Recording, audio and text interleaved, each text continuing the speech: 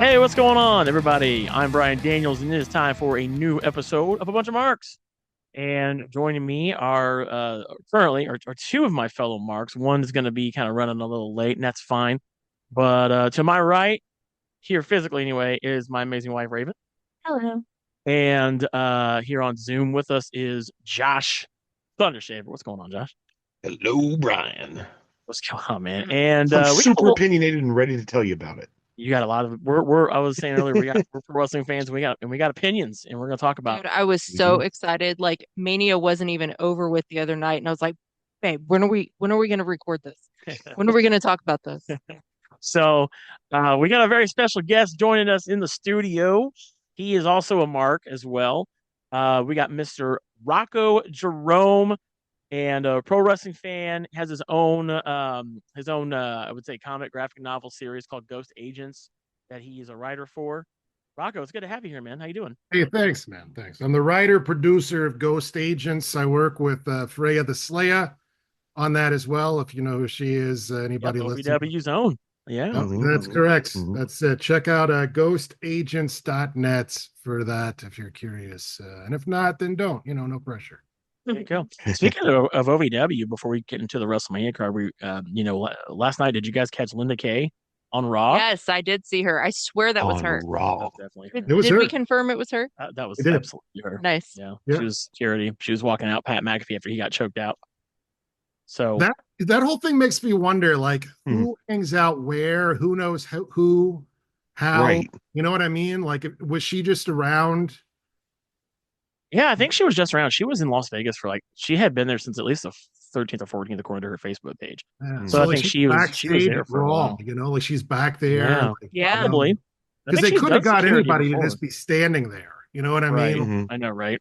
That was very Um, deliberate. So that was cool. Oh, before we go ahead and go through, because on this episode, it is our last episode of our road to WrestleMania because we are going to be talking about WrestleMania 41 because this is the post show. It was a crazy weekend. We got a lot to talk about. But before we get into that, we want to thank our sponsor, Seat Geek. If you're looking for tickets to, pro wrestling shows, concerts, all kinds of sporting events too, like, baseball season just kind of kicked off, and more. You can get $20 off your first purchase of $50 or more if you use promo code Brian Daniels. That's me, by the way. Brian Daniels all together, and use it. It has to be your very first purchase of $50 or more to get you $20 off. Download the SeatGeek app today on Android or iOS devices, or you can go to SeatGeek.com. Grab those tickets, save some money. You deserve it, guys. Let's get into it. We got WrestleMania 41. Um, you know, yes. taking place at Allegiant Stadium in Las Vegas, Nevada. This is the second time that Mhm. WrestleMania has graced its presence in the Sin City, and the very first time and only other time they were in Las Vegas was for WrestleMania 9. Big controversial WrestleMania there as well. Yeah. And yeah, two nights of WrestleMania, and we're going to start off with night numero uno Mhm. with our very first match. We are going to take some time on this one a little bit anyway. We had for the World Heavyweight Championship. Mhm. We had opening match event Jey Uso taking on the World Heavyweight Champion Gunther. Man, what a match One this of the was. main events. You have to say it was one of the main Yeah. events, It was even one though of it the was the main It very events, was. but first it was match. not the Uh, the main event. By Um, no one's estimation would it be considered a main event, that's true. That's very true. unless they unless they had already said that's what it was going to be called. Right, right. So Kayfabe, we got baby, kayfabe. so we got the this was an interesting match. Mhm. I think I think it's safe to say a lot of us probably knew the outcome of this match was what the outcome of this match Yes. was going to be. Mhm. That I was don't think we were telegraphed. too terribly surprised by this result. Jey Uso winning and being the new I was a little champ surprised at the way it. the way it happened. Yeah. So I Mhm. know this is where some of the little bit of the controversy starts because you can't have WrestleMania without a little bit of controversy, right? Right. So of course, Jey Uso beat Gunther with the rear naked choke, and Gunther tapped out pretty quick. Yeah. Real fast. Now, Upsettingly now, fast. now, a lot of people in the internet wrestling community, which it's a pretty toxic community, all right, it can be, Super toxic. and yeah, a lot of people don't like Jey Uso. All right, they think he's kind of mid. uses the same moves. There's a lot of wrestlers that use the same moves too. Just keep that in mind. Um, but they don't think he deserved this win. Did you guys think that he deserved to win this title? Absolutely. What about you, Rocco? Do you think that Jey Uso I mean, like, what is this title really? You know what I mean? I mean, ideally, this would be the other main title. It clearly isn't.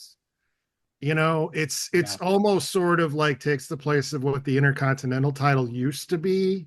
That's a good way to put it. Sort of the things I always like to say about wrestling is that it's sort of like the last remaining sort of ancestor of the old variety show, like it's or something. So you have a lot of different types of stuff on a wrestling show. You have your funny ha-ha, you have your stuff that's really dramatic. You hopefully have some things that are at least somewhat thought-provoking in some capacity. So I don't know. Jay's like for kids, I kind of feel like, or like sometimes, or whatever else. He's not for me. I'm not the target audience. I'm 46 years old. When I turned 40, it felt really wonderful for me because it meant that I was no longer a part of anybody's target demographic anymore, really. So it's like that. You now know how old you are. I don't know what heat is. I don't know what the products that they advertise, the video games. I don't know what most of them are. I'm not. To me, it's like, this wasn't for me. I think it's too bad that Walter, as I still I call him Walter too, just to irritate people. Into this whole predicament that we're in now. But when we get to talk about Raw, I think I feel like there's a little bit of course correction happening. Yeah. Well, I'll tell you this. We can connect it to Raw a little bit. So for those who don't know, we had Raw. We are recording this on Tuesday the 22nd. We had Raw last night, so we can kind of connect some of these to Monday Night Raw. So last night on Raw, you had Jey Uso come out with this real long celebration, right? And Sami Zayn came out there, which I'm gonna tell you something. There for a minute, I thought, Sami Zayn was gonna ding him in the balls, because everybody thought that Rachel was real concerned. I wasn't concerned. I was shouting at the TV. Asked Raven, I was like, just do it, just fuck him in the balls, just fuck him in the balls, like turn heel. I just want everybody to turn heel now. I want the whole roster to be heel. Why not, right? Do something fun. No, but Jay comes out, has a big celebration. Jimmy comes out after Sammy. I was like, maybe Jimmy will turn, whatever. But they did nothing with that, which I was like, so this was it? Like, yeah, I mean, like, I agree that they didn't. I agree that they didn't do anything after the fact. I mean, like, I think it should have been Jay's celebration. Like, I think anything else would have taken away from it. I'm glad they didn't do anything with Jimmy or anything like that. So for me as an old fan, how I know, like, for those who don't know, Raven's this is your first episode. Welcome, by the way. Raven's still kind of, but I wouldn't say you're new anymore. You're new. I say new-ish. Yeah. I mean, because there's only so much you can get caught up on in 2.5 years, 3 years. You know what I mean? So, so the old veteran fan in me, yeah, has been taught that when there's a celebration for a championship, there's some shenanigans. That's just kind of sure. And I've seen that in kind of how in other wins. Yeah. So here I was like at the edge of my seat, like, okay, who's gonna like with Becky and Lyra? Who's the next? Right? Who's the next? Who's the next victim gonna be? Like, who's Jey Uso's gonna be next main rival? Right? Yeah. Because we only have like 3 weeks until Backlash, so we got to build up in 3 weeks like another pay-per-view, which I think is insane. Right? Coming off of WrestleMania and everything. So then later in the show, towards the end of the show of Raw, Gunther comes out and he's just pissed. He's livid. He's fucking angry. He becomes this version where, and I've been telling people on social media about this. It's like he's Dr. Jekyll and Mr. Hyde. He's like super nice dude, kind of, when he's being engaged with somebody, but then he just like goes off, right? And he chokes out Michael Cole. He chokes out Pat McAfee like pretty hard too. Like Pat McAfee, like his head was about to pop. He was turning blue. Yeah, he laid it in. And he did a good job selling that too, by the way, and laying it in. I think that, I mean, they obviously did that on purpose because he can take it. You know what I mean? And he, and it had to do with it sold it way more. And it had to do with the fact that Michael Cole was like, well, hey, you're the one that tapped out. And that's what really set up. Remember, he said it right to his face. Yeah. And I was like, well, here we go. I'm not the one who tapped out. I'm not the one that tapped out. And that just really pissed him off. Set it off. My problem with this Jey Uso Gunther feud, and then unless you guys have, and I'll let you guys say whatever before we move on, is this feud, and this has kind of been a little bit of an issue lately in the storytelling department as far as WWE goes, has really not been that great with Jey Uso and Gunther. Yeah. And I think more of it has to do with the fact with how they did Gunther kind of wrong in his World Heavyweight Championship reign. Because here's the thing. Absolutely. The guy had a record-breaking Intercontinental title in 666 days, right? Yep. As the champion. Yes. And I mean, people feared the guy. He was a guy people did not want to take on, but I mean, he was like that final boss, no pun intended, for the Intercontinental Championship, right? Oh, for sure. So here with the World Heavyweight Championship, I mean, it was like they hid him on a shelf. He wasn't really there for the Netflix Raw debut, which that's supposed to be Raw's champion, right? We're still playing that game. The joke of a draft and the joke of having separate rosters, which is a load of shit anyway. Doesn't even he was barely there. Kayfabe. Yeah, like but if you're gonna do that and keep kayfabe, Gunther wasn't really there for that. That's your champion. Right. Cody and The Rock was the predominantly featured bit on that show, and your show's actual champ is just not there. And then this entire time, it's just really Gunther has just felt real mid. And it's made this belt feel like a mid-card title, which is really funny with what Rocko said earlier. Right? It kind of feels like what the Intercontinental is supposed to be before. And then but you shouldn't make this belt feel like a mid-card title. It's supposed to also be important, right? Which I don't think it's supposed to be as important as the WWE Undisputed Championship with that long lineage that it has. But I don't know about you guys, but when we got to a point where it was too little too late and Gunther decides to beat the ever-loving shit out of Jimmy Uso and bloody him up and lick his blood and put it on his face, I see that and I'm like, yeah, I was expecting a little bit more. And I see that and I'm like, exactly. Why the hell can't we have that version of Gunther? Why can't we have a version of this man who just people are should kind of either it should change them when they fight him, and it felt too little too late because it got, what was that, like 2 weeks ago before Mania when he did that shit to Jimmy Uso, and they had a Raw in between. So then they do this now, and I'm like, why was this not a thing? And then as far as the match itself, people are pissed because Gunther tapped out quick. So this reminds me of when Ilya Dragunov got tapped out Walter. I know Rocko will remember that. In NXT. What a banger that was. And that was a banger fucking match. If you have not watched that yet, check that out. And Ilya Dragunov tapped out Gunther too, and he did it in a similar fashion, because if you kind of look at those two, obviously Ilya and Jay are two totally different types of wrestlers. I think what they did basically is they try to run it back, and Jay just isn't the talent in that way that Ilya Dragunov is. Yeah. And for a lot of, is Jay more charismatic? Yeah, apparently so. Sure.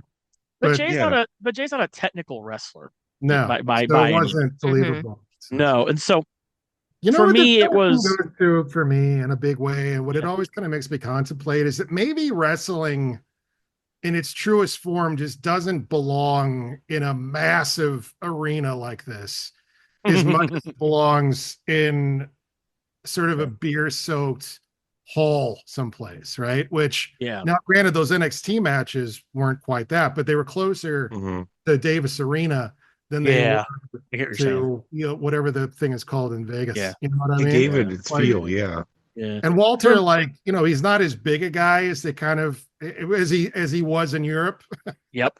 Yeah. You know what I mean? Yeah. So that's tricky too. So I don't know. But what it basically comes down to me, looking for the silver lining, is that I do feel like they're already course correcting with Gunther. After I think they need to, because my big fear with Gunther was that when he doesn't have a title, is he going to be as irrelevant as he was when he had a title? And because he feels pretty hot, we'll see where they go. But I feel like depending on who he wrestles next and what that looks like, I think they kind of they did a pretty good diversion last night by having them beat the living crap out of the announce table. I don't know. I've been speculating for a while that I feel like he might be ready to take a bit of a break. So I'm going to kind of go in the other direction, and I'm going to say that they've been building up for this, and this was kind of like a work to really get in that he's like quote unquote suspended indefinitely, or something like that. Maybe and at least with a better parting shot than yeah. Because I mean, like I don't know that. Yeah, I don't think they've. I don't know why they would. There wasn't any real reason for him to do that last night. Like if they wanted him to be that monster, I mean, like they really could have done that in the ring. I don't know. It was just too little, too late. I mean, you had all this time, and they had a little bit more time to build up. Yeah, I don't think it's building up to Rumble. I don't think it's building up to anything except him taking a break. I could be wrong, but we'll see. I've been speculating that for a while. But as far as the finish goes to this match, and we'll move on, is the reason why Gunther tapped out as quick as he did is because Jey Uso did like a ton of like if you're thinking in video game world, he did a bunch of damage to him, and he lowered Gunther's HP as much as he could. Right? and he did all these big moves, these splashes, these super kicks, all the he did all the Jey Uso things. He did all the Jey Uso things that Jey Uso can do.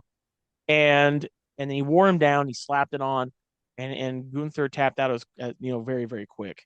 So I'm not really too terribly upset about the finish as I am more so the build up, which there's another match that we'll get to much later that I'm also upset about the build up. But anyway, the following match after this, and we're not going to touch on this too much, is you had the New Day taking on the War Raiders for the World Tag Team titles.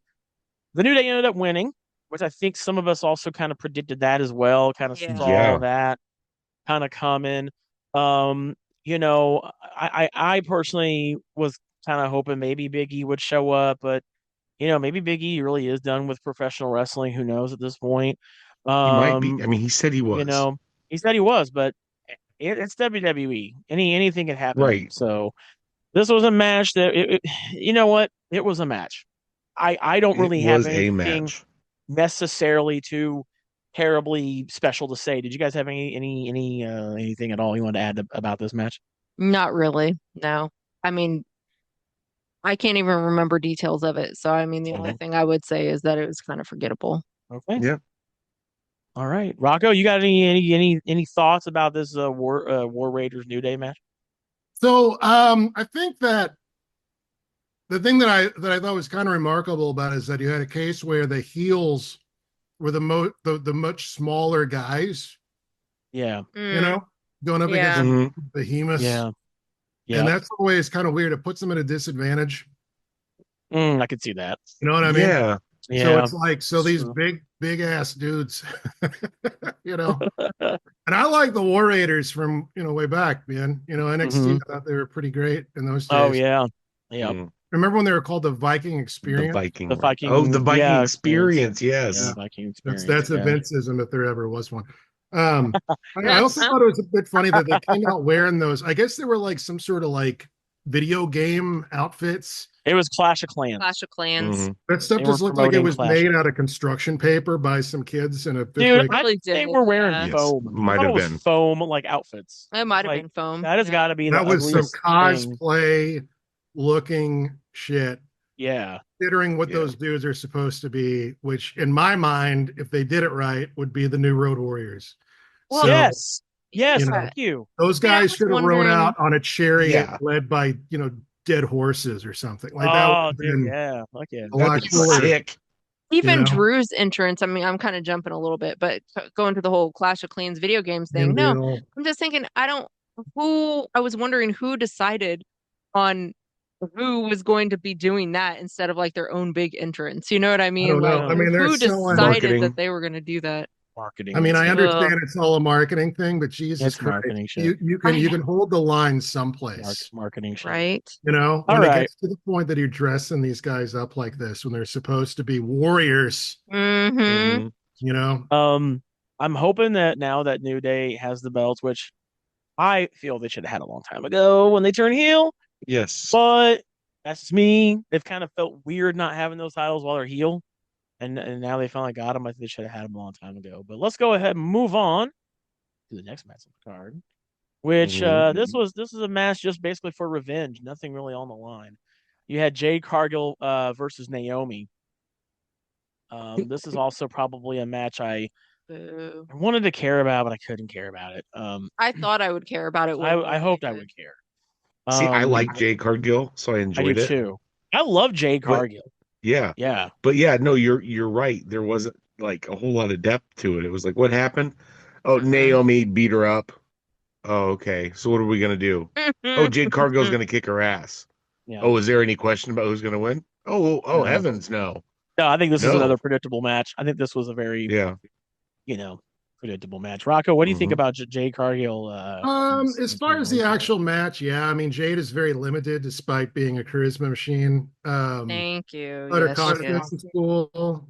Naomi is a great wrestler, and I actually disagree with you guys if you're saying the build-up wasn't good, because I thought it was pretty amazing. Oh no, the build-up was great. I didn't say the build-up was bad. Thought I was going to care much more about this match than I did because of the build-up. But once the match started, I just didn't feel it. Yeah, it was one of those things that it was like, it's like the inverse. Oh yeah, no, James Bond is clearly going to get out of the chair before his nuts get lasered off. No big deal. Yeah, sure. Yeah, it's going to be cool though. Yeah, the degree of the emotional. I mean, the fact that when they had the big thing where Bianca found out that Naomi did in fact do it, and they had that whole interaction.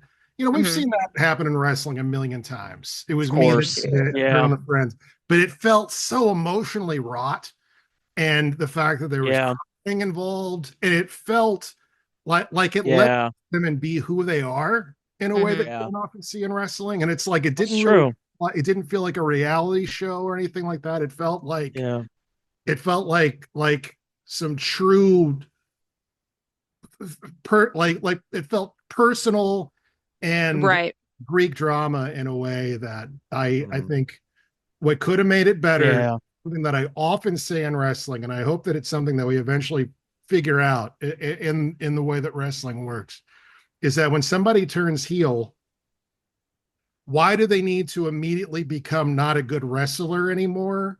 Yes. Cowardly. Yes. Stupid. Yeah. Like it would be so much better if they retain their abilities.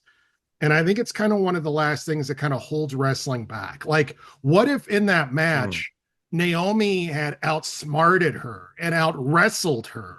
And they found some sort of a way, in a storytelling way, to have Naomi actually get the better of her and like make Jade tap or something like that, where it's like, you come in here. It's like if they could somehow do something where it was like a worked version of what happened in real life between Goldberg and Steve Regal, right? Where it's like, you're bigger and stronger than me, but I've been in the ring longer and I know how to do some shit. And I just broke your ankle. You know what I mean? And then that whole program could have gone on for a lot longer, I feel like, too, because it was good. Trust these women to do some awesome promos. You know, I mean, Naomi's out there looking like the female David Ruffin, if you catch that reference. And it's just like, man, it sucks that we just like brought that to a total skid, you know? Yeah. No, I think and I mean, it kind of makes you wonder now, what do they do? Because I mean, it just feels like it was a one and done. And what's this mean not only for Jade, but more so, what's this mean for Naomi now, right? Like, what's the progression here? Yeah, what is she? And I feel like that doesn't really make any sense. Yeah, like I feel that I feel like the buildup was great, but the payoff was weak. Like we deserve better. We deserved better than what this match gave us. Yeah, does she just keep bothering Jade now, even though Jade already clearly like? Yeah, because then it's awkward. It's awkward, right? Jade already did what she needed to do, and now it's just awkward. So, all right. Well, joining us now, better late than never, as I always say, is DJ Eric. We got DJ Eric in the house. What's going on, DJ Eric? How you doing? Just got in. All right, good to see you, man. Welcome. Glad that you're here. Yep.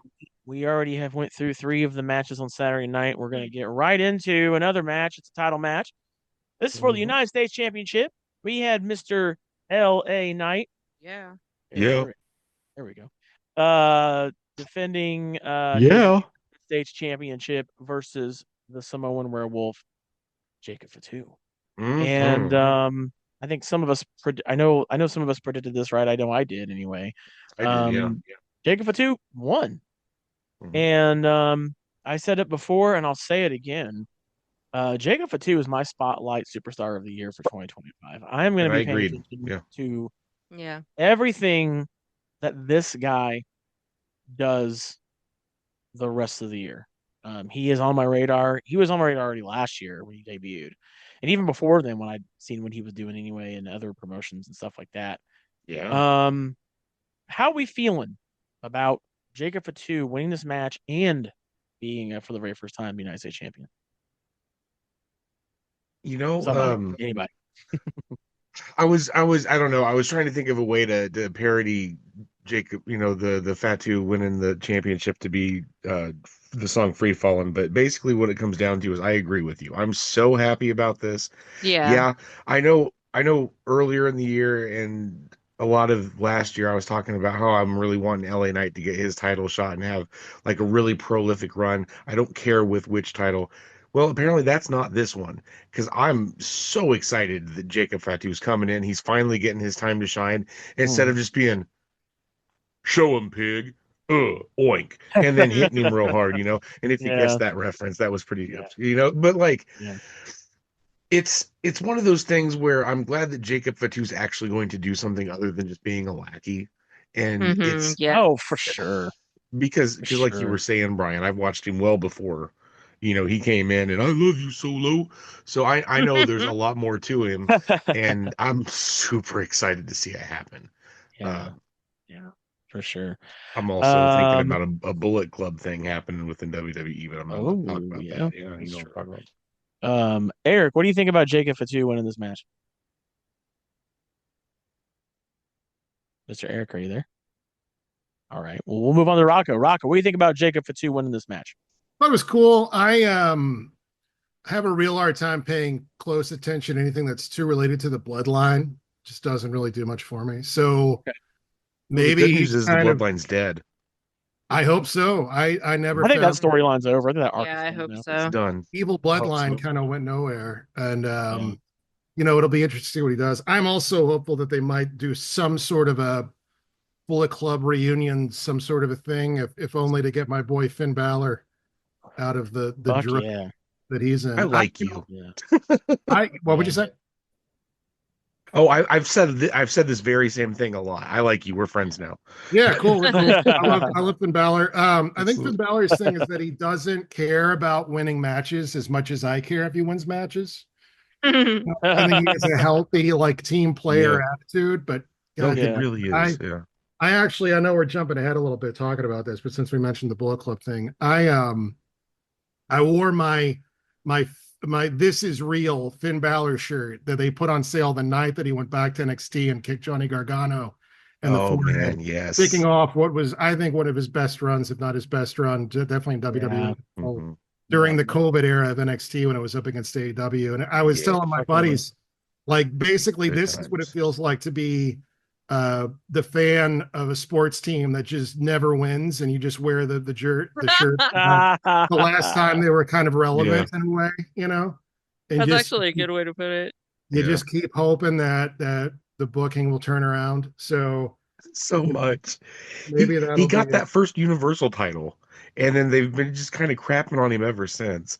And it was kind of miraculous that Vince even had that happen at the time, I feel like, so that was good that we at least got that. And realistically, I think he probably would have lost that belt within a 3-month period. So in a way, it's almost like him losing it without getting beat for it kind of adds to his legacy a little bit in a way, I suppose. But I would love for him. I mean, he's getting older and he can still he's still charismatic as fuck. And he's one of the few wrestlers who I think is legitimately truly cool. There's a pretty short list of those, I feel like, where it's this dude, he used to dress sharp. Now I think he dresses like a clown, but that's part of the character, I guess. But I want this guy to do something else so bad.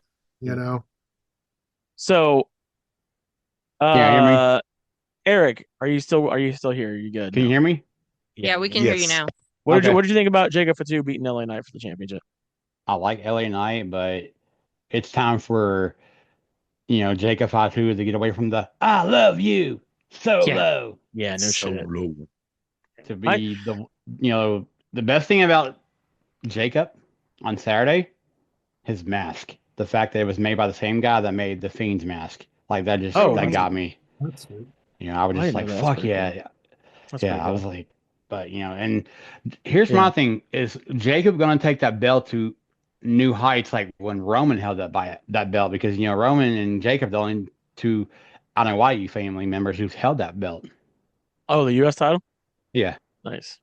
Yeah, I think that Jacob Fatu and that belt go together like peanut butter and jelly on a sandwich. I think that Jacob Fatu, we the NOI family, they each got a new belt. Two members of that family won on Saturday night. Yeah. And it was cool seeing that whole family get celebrated, and now we're kind of going back to it's not about all them anymore. Kind of glad now, like we're kind of finally, hey, there's a universe outside the NOI family, believe it or not. What? and I really think that this is going to build to. I think Solo's going to get jealous of Jacob Fatu, and they're probably going to have a match at SummerSlam. Because don't forget, SummerSlam this year is now 2 nights. So they have to now build a 2-night card for SummerSlam. Yep. So we're going to be having more build-ups to that first big 2-night. That's crazy. SummerSlam. I know we're getting a second 2-night pay-per-view in a year. In a year's time. Mine, I like it. I kind of like having a 2-night. I dig. Oh, I do too. Yeah, I dig it. I feel like because we went to Raven and I went to SummerSlam in Cleveland last year. We had a blast, and it was amazing. I can't wait to go to like a 2-night pay-per-view. Dude, that's gonna feel like a whole a lot better than an 8-hour WrestleMania. Those. Instead of like 17 plus hour in WrestleMania. I mean, just strangle all my interest just straight out of my body. Just stop it. Well, I'm just saying, if you think about it, it's a 4-night thing because you've got SmackDown night 1, night 2, and then Raw. Well, don't forget you got NXT on Friday. Well, hold on, you got NXT Friday also. Yeah. It's like the whole goddamn thing. Anyway, I mean, CM Punk was right. Buy one. It's night 4 of a buy one get one free extravaganza. Yeah, we'll talk about that. But moving on. I don't really have a whole lot to say about this Rey Fenix El Grande Americano match. Jeez. Man, I wish Chad Gable could have been there for that match. I wish he was too. I'm so mad Chad Gable didn't get a single match on WrestleMania. No, but it was okay. Heard of Chad Gable, brother. It was okay. EGA, as I'm gonna call him, beat Rey Fenix, which this was supposed to be Rey Mysterio, but we got a Rey anyway. So shout out to Rey Fenix getting his first WrestleMania match. Probably did not anticipate that at all happening within weeks. Yeah, dude, of getting yeah, that's crazy. It's kind of crazy seeing the Lucha Brothers being a WrestleMania separate. It's gonna be wild when they finally team up and seeing fucking Vikingo. Oh my god, I was Christmas came early. Yeah. It was to me. It was like seeing Leather Daddy Doug come out in Leather Daddy outfit. That's what it was like. Ooh, that name. So I did that. That was me, by the way. Leather Daddy Doug. I did that. But by the way, outside of this match, which it was okay, it wasn't to me. It wasn't. It wasn't too. It was awesome. Yeah. They did make a big announcement. We'll touch on that for a second. That WWE has acquired Lucha Libre AAA. AAA. The second biggest Lucha Libre promotion next to CMLL. And a lot of people are kind of torn. Some people are glad, some people are not, because WWE, when they take things, they sometimes can have issues with it. I don't think we're not in that era anymore. We're not in the Vince McMahon era. So I'm a little bit glad to see it. I think that, because here's how I look at it. Rey Mysterio is kind of in the twilight, he is in the twilight of his career, right? So if you're gonna have a person, he's still going. I hope to see Rey be like a big writer or a producer for this new brand they've acquired. Now the rumor is that they're going to call this NXT Mexico. I really hope they don't call it that. Oh shit! I haven't heard that. What the fuck? Wow, Please God, don't do that. Awful. That sounds terrible, but that's borderline racist. Honestly, that's fucked up. No way, man. Yeah, they're thinking about that. Yeah, it's kind of that's fucked up. That's like Donald Trump shit, man. Well, I mean, they had a we're gonna call it a pretty bad. Well, they had a pretty bad PR week as it was. We won't go into why, but it's like but I don't want them to call this NXT Mexico. Just keep it as Lucha Libre AAA. Well, and okay, do you like ROH? Do you like ROH? With AEW, so AAA. It's been a while since it was the way that I don't pay super close attention, but I watch the Triple Mania. And it used to be that it would be like, to the rock band Kiss. And they would have a bunch of wrestlers like dresses. Every member of Kiss would come out and they would come out to like rock and roll all night. Nobody was signing any checks to anybody for any of it. It was like just rampant IP theft all over the place. Wrestlers would come out to like well-known Motley Crue songs, whatever, you'd have a motherfucker dressed like Spider-Man. Yeah, they didn't give a shit about licensing. It felt like Memphis back in the day. Like it's just lawyers can just try to find us down here if they want. Good luck, amigo, Good luck. And then that started to change a few years ago when like they officially got like a Marvel deal. Yeah. And the funny thing was that then they had wrestlers that were dressed less like Marvel characters than they had been. Before, because you'd have a dude that just straight up came out dressed like Captain America, just wrestled. Wow! I love that shit. No, they really do not give a fuck about licensing at all. To me, that's the ultimate wrestling, where it's just like we're just gonna steal everything. And Memphis had Jason and Freddie. Remember that shit? Like, oh my god, yes. They went that far. Like they had Jason and Freddie as wrestlers. Doug Gilbert and Eddie Gilbert.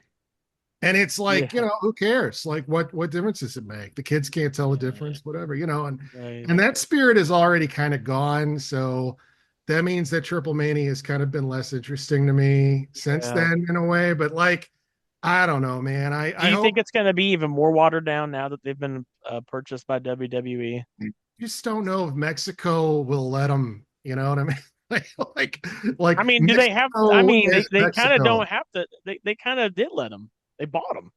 Well, they bought them. We'll see what that means in the way that it's booked. The way that we'll see how it happens from here. Well, we're gonna have that woman. I always forget the lady's name, but like the widow, the one that looks like she's like 40, but she's actually like 82 years old. Yeah, I can't. She's really old. I couldn't believe how old she was. I didn't think she was. Bro, at WrestleMania, that alone is like Crisis on Infinite Earths level stuff. Like it's like, this is like meeting Batman for the first time. Like we're really, like wow, like we're really through the looking glass on this. And I had heard, I'd read that it was happening, but until I saw that, I did not fully believe.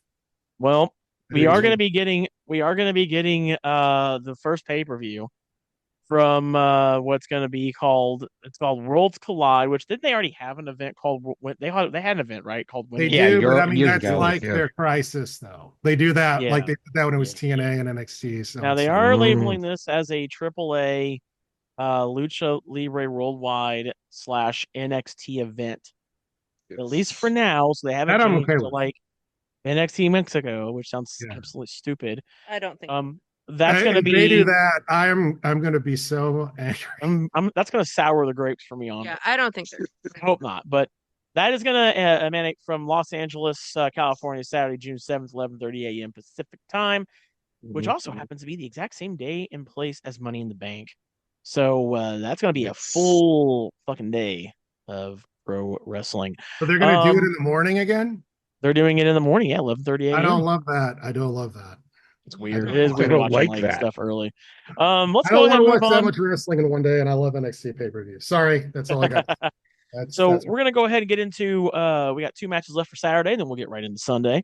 We got the WWE Women's Championship match between Tiffany Stratton and Charlotte Flair. Charlotte Flair winning the Rumble and getting to take on Tiffany Stratton. That's what she chose. Shocker. And thank the gods that Charlotte Flair lost this match because I just and I don't know how Rocco feels about this, but I'll explain myself. I called this one. Tiffy won the match. I was so excited. I'm glad she did. Yeah. I was really hoping they wouldn't shorten her reign. Before I give my thoughts, I'll leave the floor open. And what do you guys think about the result? Any thoughts on this match in particular? If anybody wants to, I just like Tiffy's entrance. What was her entrance? The Barbie doll. Yeah, they did the Barbie house. She said that was her dream. Her dream. Yeah. She wanted to do that in NXT, but I was like, it would mean more if WrestleMania. I was like, hell yeah, like it was freaking cool. You know, I'm like, I'm not a Barbie doll collector, but that was just different. And by the way, did you guys like the set? Did you guys like the WrestleMania set this year? Yeah, I thought it was. Yeah, it's pretty cool. They did like they replicated like the Plaza Hotel in Las Vegas, and for the first time ever, they actually had seats on the set, which was kind of cool. Yeah, they were like people in the building. Yeah, that was neat. I dig that. I hope they kind of keep that as a tradition. That's kind of cool.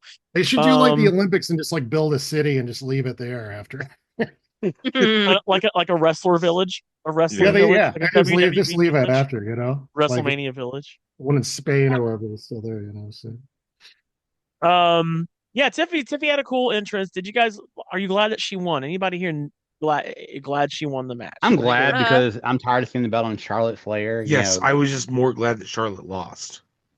I would rather see the women's title on CM Punk before Charlotte Flair. Oh, don't.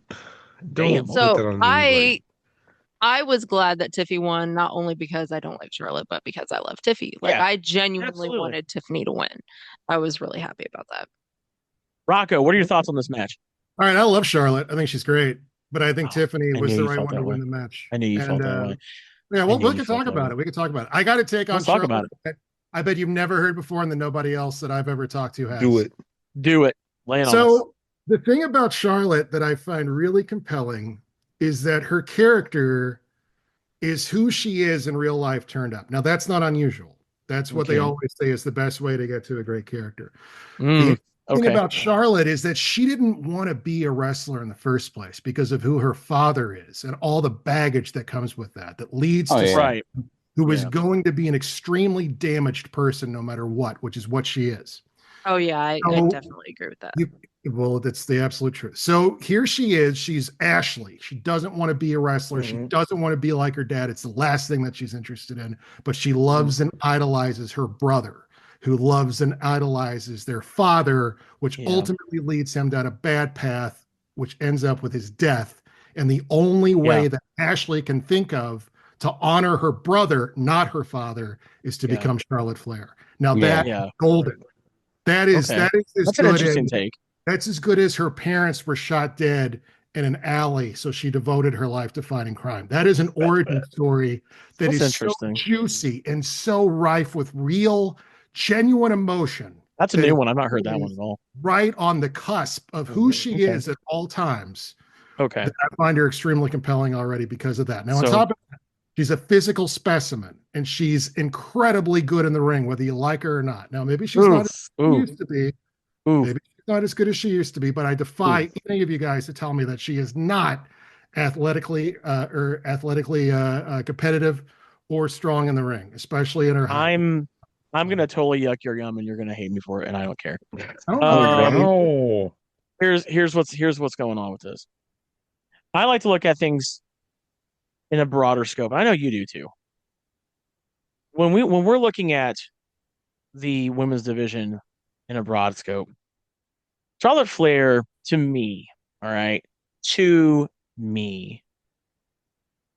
is kind of like the John Cena of the women's division. And that's not a good thing.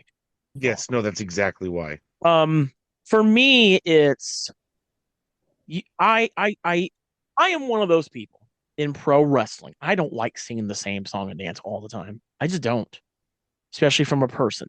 There are few people in the WWE alone that got away with that their entire career, aka The Rock and Stone Cold Steve Austin. Right? I'm talking about like a limited moveset.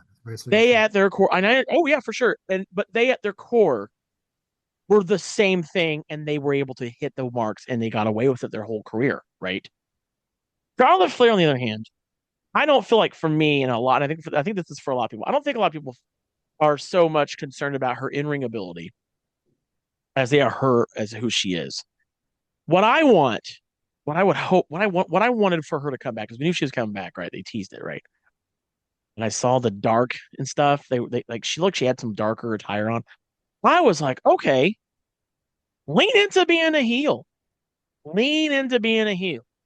You don't think that Charlotte Flair comes And across as a heel? I don't think she comes across as a Timu version of a heel. Not what I want as a heel. I disagree I with you. think And the proof of why I disagree with you is that you and other people hate her so much. Hold on. I'll tell you why. I don't think it's no. It's not real heat. It's go away heat. That's the difference. Okay. I think people like me and other people have go away heat. We don't want to see her. Because, I don't because we're so used to her playing the same song and dance when she's a heel. What I wanted to see, I want her to throw the robes away. I'm tired of the robes. I know, I get it. She's a Flair, but does she have to be Ric Flair? She's the queen, so that's her. No, I know, and I'm tired of that gimmick. Throw it away. Throw it away and send it to Goodwill and do it as a tax write-off. Mm-hmm. I don't want the queen anymore. I don't want the queen. I want. Well, now you're talking about something else besides an in-ring performance. But that's what I'm getting at. That's important though. We're still talking about the realm of professional wrestling. I don't think necessarily she's horrible as a wrestler. I think that I just want more out of her as a whole. That's fair. And I mean, where she is now, she never performed in that match. Now, if that's ring rust, or if it's she definitely did not bring it in that match. If she's too far in her own head, if she's, I want to see a lot of different elements here. I want to see a reboot, Charlotte Flair, reboot, right? Well, that might be what's coming next. That's kind of what I want to see. I want to see this bad bitch Charlotte Flair. Yeah. Not I'm gonna wear the same wardrobe I've worn my entire career. I don't want that anymore. I want her to lean into like this darker version of herself. Maybe she can use in a way. You brought up her brother's death, a very real thing. She can lean into that. Yeah, right? I think she uses who she is in a way that is like beyond even her ability to not do. Like to me, she's sort of like the wrestling version of like Joan Crawford, like Mommy Dearest. Like one of my favorite things that you see Charlotte do, she didn't do it in this match, but I've seen her do it in plenty of matches before, is like when she's at that point where her opponent kicks out when she really feels like she should not have kicked out. And she starts to like rage cry where it's like, but why can't I have this? I deserve this. Yeah. And it's something that you don't often see in wrestling. It's real. It feels real to me. It feels like something that is unique to her. Sure. And it's something that is a result of who she is and what she's about. What I'm saying is that part and parcel of who she is. But here's the thing I will concede to you. She is not operating at her peak at this point. This was not Absolutely not. Her matches against Rhea Ripley, I think both were great and unimpeachable. I just want to see her. Maybe she just goes back to being Ashley. That would be interesting. I don't think she knows how to. Maybe she could be. Maybe that's her darker side. Maybe that is her darker side. Maybe that's her darker side. Maybe what she needs to do is get a good whole reinvention.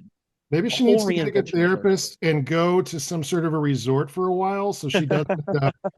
Wrapping her Lambo around a tree someplace in a drunken fury. I mean, because she's definitely a physical specimen. She's definitely got the build. She has the look of a pro wrestler that could be successful. I think what it is it's go away heat. That people you're not wrong about that. I agree. I think it's go away heat. That. At this point in time, I will see that. So I don't know. I worry about her, dude. I'm long-term fan. This divorce looked rough.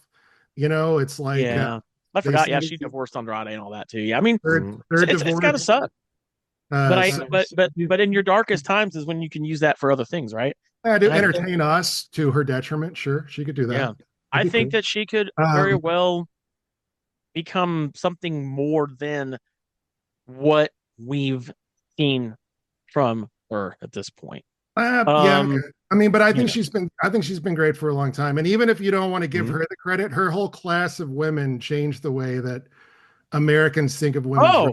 I'm not gonna say I don't think she I'm not one of those people who think she was never great. I think she was great when, when in that Four Horsemen era, that special NXT, OG Black and Gold, probably the best NXT ever, right? Era of that. Pretty awesome. Yeah. Yeah. What's up, Raven? I was just gonna say, like, you keep saying it's that go away heat. That is exactly what I have been seeing everywhere online from everybody. I mean, all different social media platforms. Yeah. Everybody just keeps saying that, like, it's time for her to go. Like, yeah, it's time for her to retire. Like, they don't see her as wanting to put over the younger generation. Yeah. I don't think Or that's fair. the younger wrestlers. Yeah, I don't think that's She fair.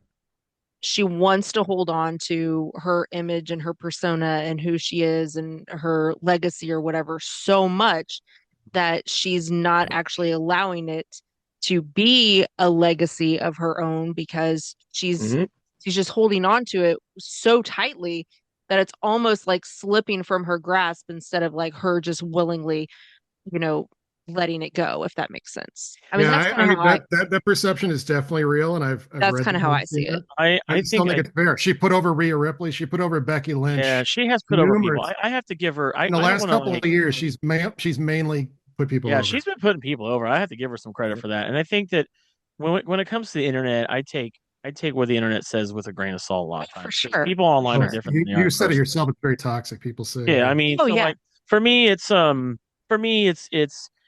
and here's the other part too, guys, and we'll go to our main event for Saturday. No, I don't want to. I need to talk about this with you guys for another 2 hours. No, we can't do that. I know we could do that. We can totally do that. But for me, what I'll say is this, and I'll leave it at that is, people think that these wrestlers get a say all the time of what their direction goes in the company. Right. So when it's hard for people like me to say, and I've even caught myself saying it, and I've said this, oh, well, she's just selfish. But it's really not her, it's creative, right? If you really want to talk about the beyond scope of things, it's really not, Charlotte, Ashley, whoever, saying what they want. They don't get to do whatever they want to do. Right. And now they do kind of get a say a little bit of the direction. Now, how much they take of that into consideration, I don't know. But outside of that, when I see fans online going, "Oh, she's just this selfish person who never wants to blah blah blah," I'm like, okay, no, hold on now. Like, it's not her all the time though. Like, you have to understand that. Like, he actually said exactly what you're saying to a random person on Twitter to give an idea of like what her mind is like. Yeah, yeah. So like some total rando on X. She was just like, yeah, because I book all the matches, you losers. Right, yeah. She doesn't like some dude who works her career. Some dude who like works at a Penn Station someplace. Yeah, she doesn't book these guys are entertainers and they're not in charge of their entire career. They don't get a say. I'm not a huge fan of still real. I'm not a huge fan of hers, but I don't think she deserves all the heat that she's getting. No, she doesn't deserve the hate. No. I don't. I think the hate is just a toxic community. She's probably not a person who really needs to be famous, who needs to be taking the heat of what that is, because she's already a damaged person. Right. This was literally the first Charlotte Flair match I ever watched where I was like, well, that was disappointing. Usually I come away thinking they were pretty cool and compelling and simple. And I just like I look at this whole WrestleMania, I'm looking at it as a rebuilding year. We can work from here. I'm pulling for them. All right, let's get into it. We got our main event for WrestleMania Saturday, the triple threat match. Seth Rollins versus Roman Reigns versus CM Punk, and this is really just a rivalry match, right? There's nothing on the line except pride, right? Except for the love of Paul Heyman. The love of Paul Heyman. And man, we were swirling around the ideas of this one, and I will tell you this was to me the main event of the WrestleMania. I love this match I cared way more about than the night 2 main event. Oh, absolutely. And boy, what an ending. What an ending. So, this was actually a really good match too. This was a great It really was. Match. Yeah. And how did it go down? Well, you had Paul Heyman going to grab a chair. Slid it in the, he had Punk and Roman looking at him, and he slides it over to Punk, right? And then Punk's like, all right, and he has it, and Paul gets in the ring, and just as he's about to hit Roman with it, Paul hits him right in the Easter basket, in the and Easter basket, right in the Easter basket, and then he does his whole wise man thing. Oh yes, my tribal chief, you made me choose. Yeah, and then he yells at Punk saying, "You did this to me. You made me choose." And like Rocko said earlier, there's a lot of motion in this one too, right? Mm-hmm. Yeah. You have this guy, Paul Heyman, who these two people are his friends. Although for the history purposes, he's fucked over Punk before, right? We didn't forget about Oh yeah. Money We in the don't Bank. forget. But anyway, so then he gives the chair to old Roman, and he looks over at Seth, and Seth's kind of damaged goods over on the other side of the ring, and right as Roman's about to, well, actually, first he beats the fuck out of Punk with the chair, right? He's just shabbing him. Man, he beat Punk like a redheaded stepchild. Paul lets him do that. Do that because he's mad. So So then we get then Paul goes, look, Roman, look, and he shows the him shield. And then right as he's about to hit him, he puts Paul Heyman behind him, and Paul Heyman hits Roman right in his Easter basket. Heyman was going for the golden ticket from Charlie Bucket.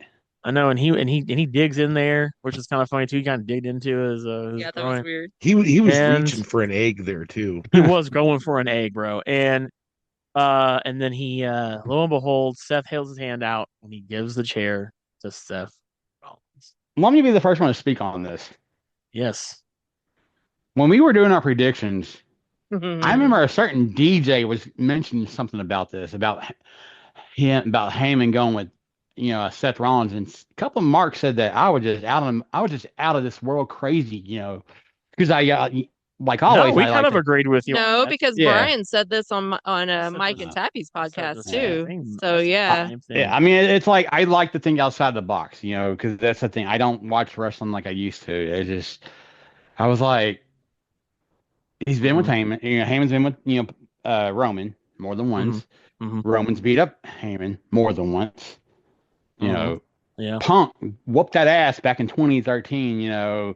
When it was Mr. CM Punk versus Paul Heyman and Ryback in a Hell in a Cell match.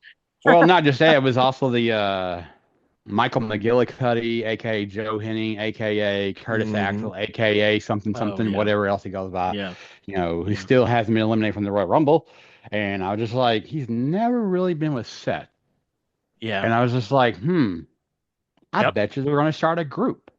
Yep. Yeah, and we'll get to that. It was like Christmas for me. So we had Paul Heyman, turn his back on Punk, Roman. Not surprising, Paul Heyman has obviously, he's turned his back on pretty much everybody. That's been a Paul Heyman guy at this point. And Seth wins the match, right? Seth wins the match. And for me, this was great. I was here for it. I think you were giddy like a little kid. I loved this. I did mark out for this moment. For me, when it comes to Roman, I think especially Roman Reigns has really went on this downward spiral with everybody now, right?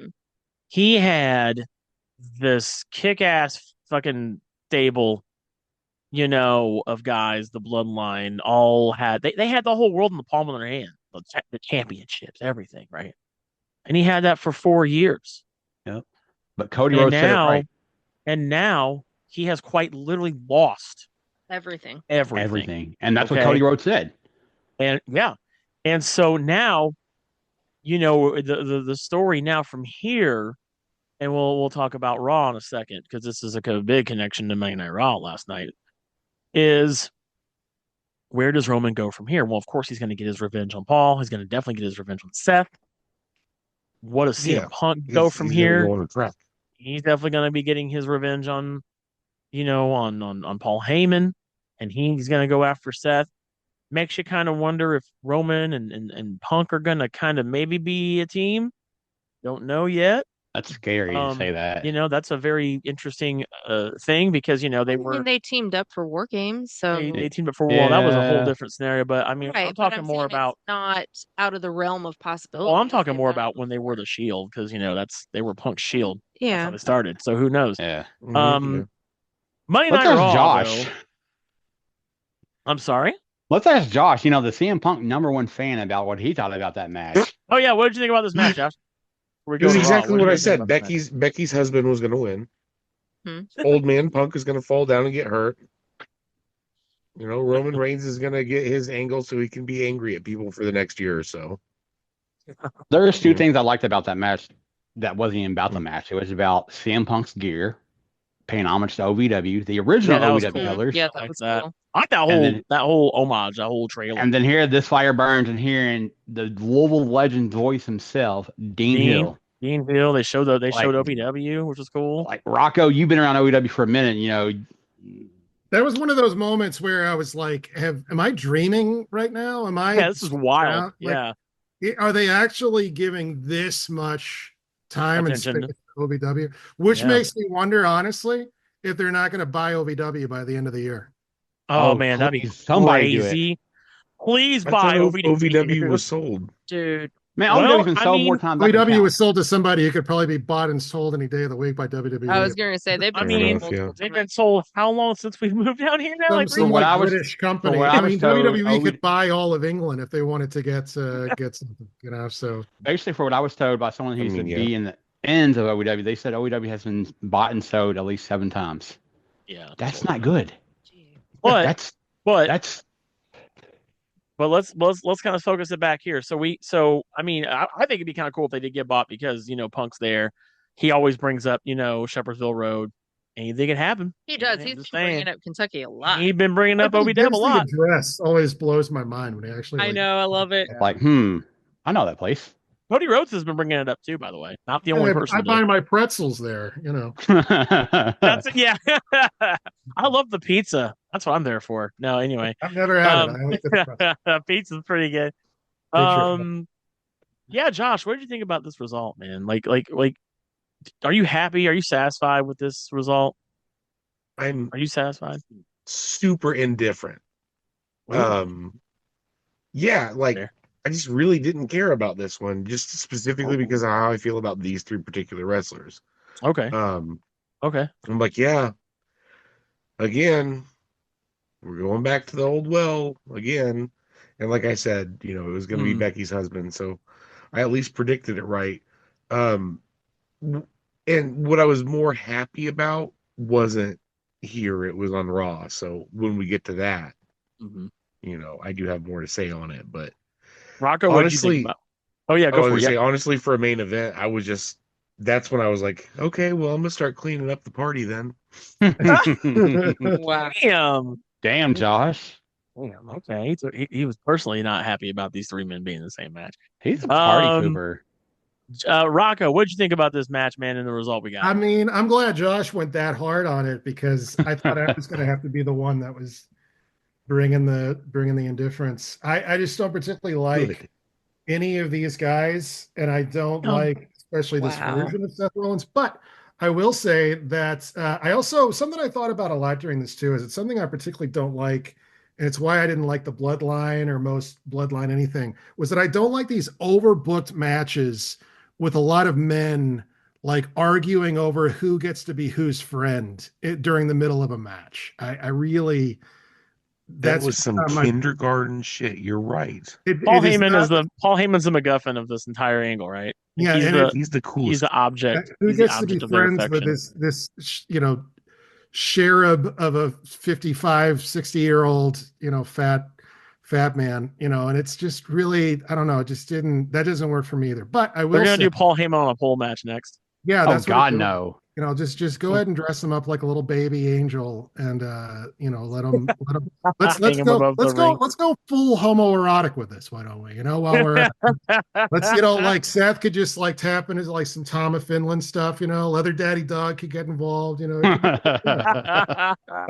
So already it's just not really my cup of tea. Okay, fair. But I was well. One thing that I'll say about that too, before I completely move on, I worked in a music store for a lot of years. Like I did like nearly 20 years working in music stores back when Which one? that you could do. I ran the music department at the Barnes and Noble on Hurstbourne. I ran it like my own like Rocko's Records. They let me you told me all about this before. Yeah, I never knew that about you, Rocko. it was sweet, man. I loved it. It was great. That was my store, and like it wasn't hip, but it was if you actually saw what I had in there. So, nice. How many wrestling albums did you have?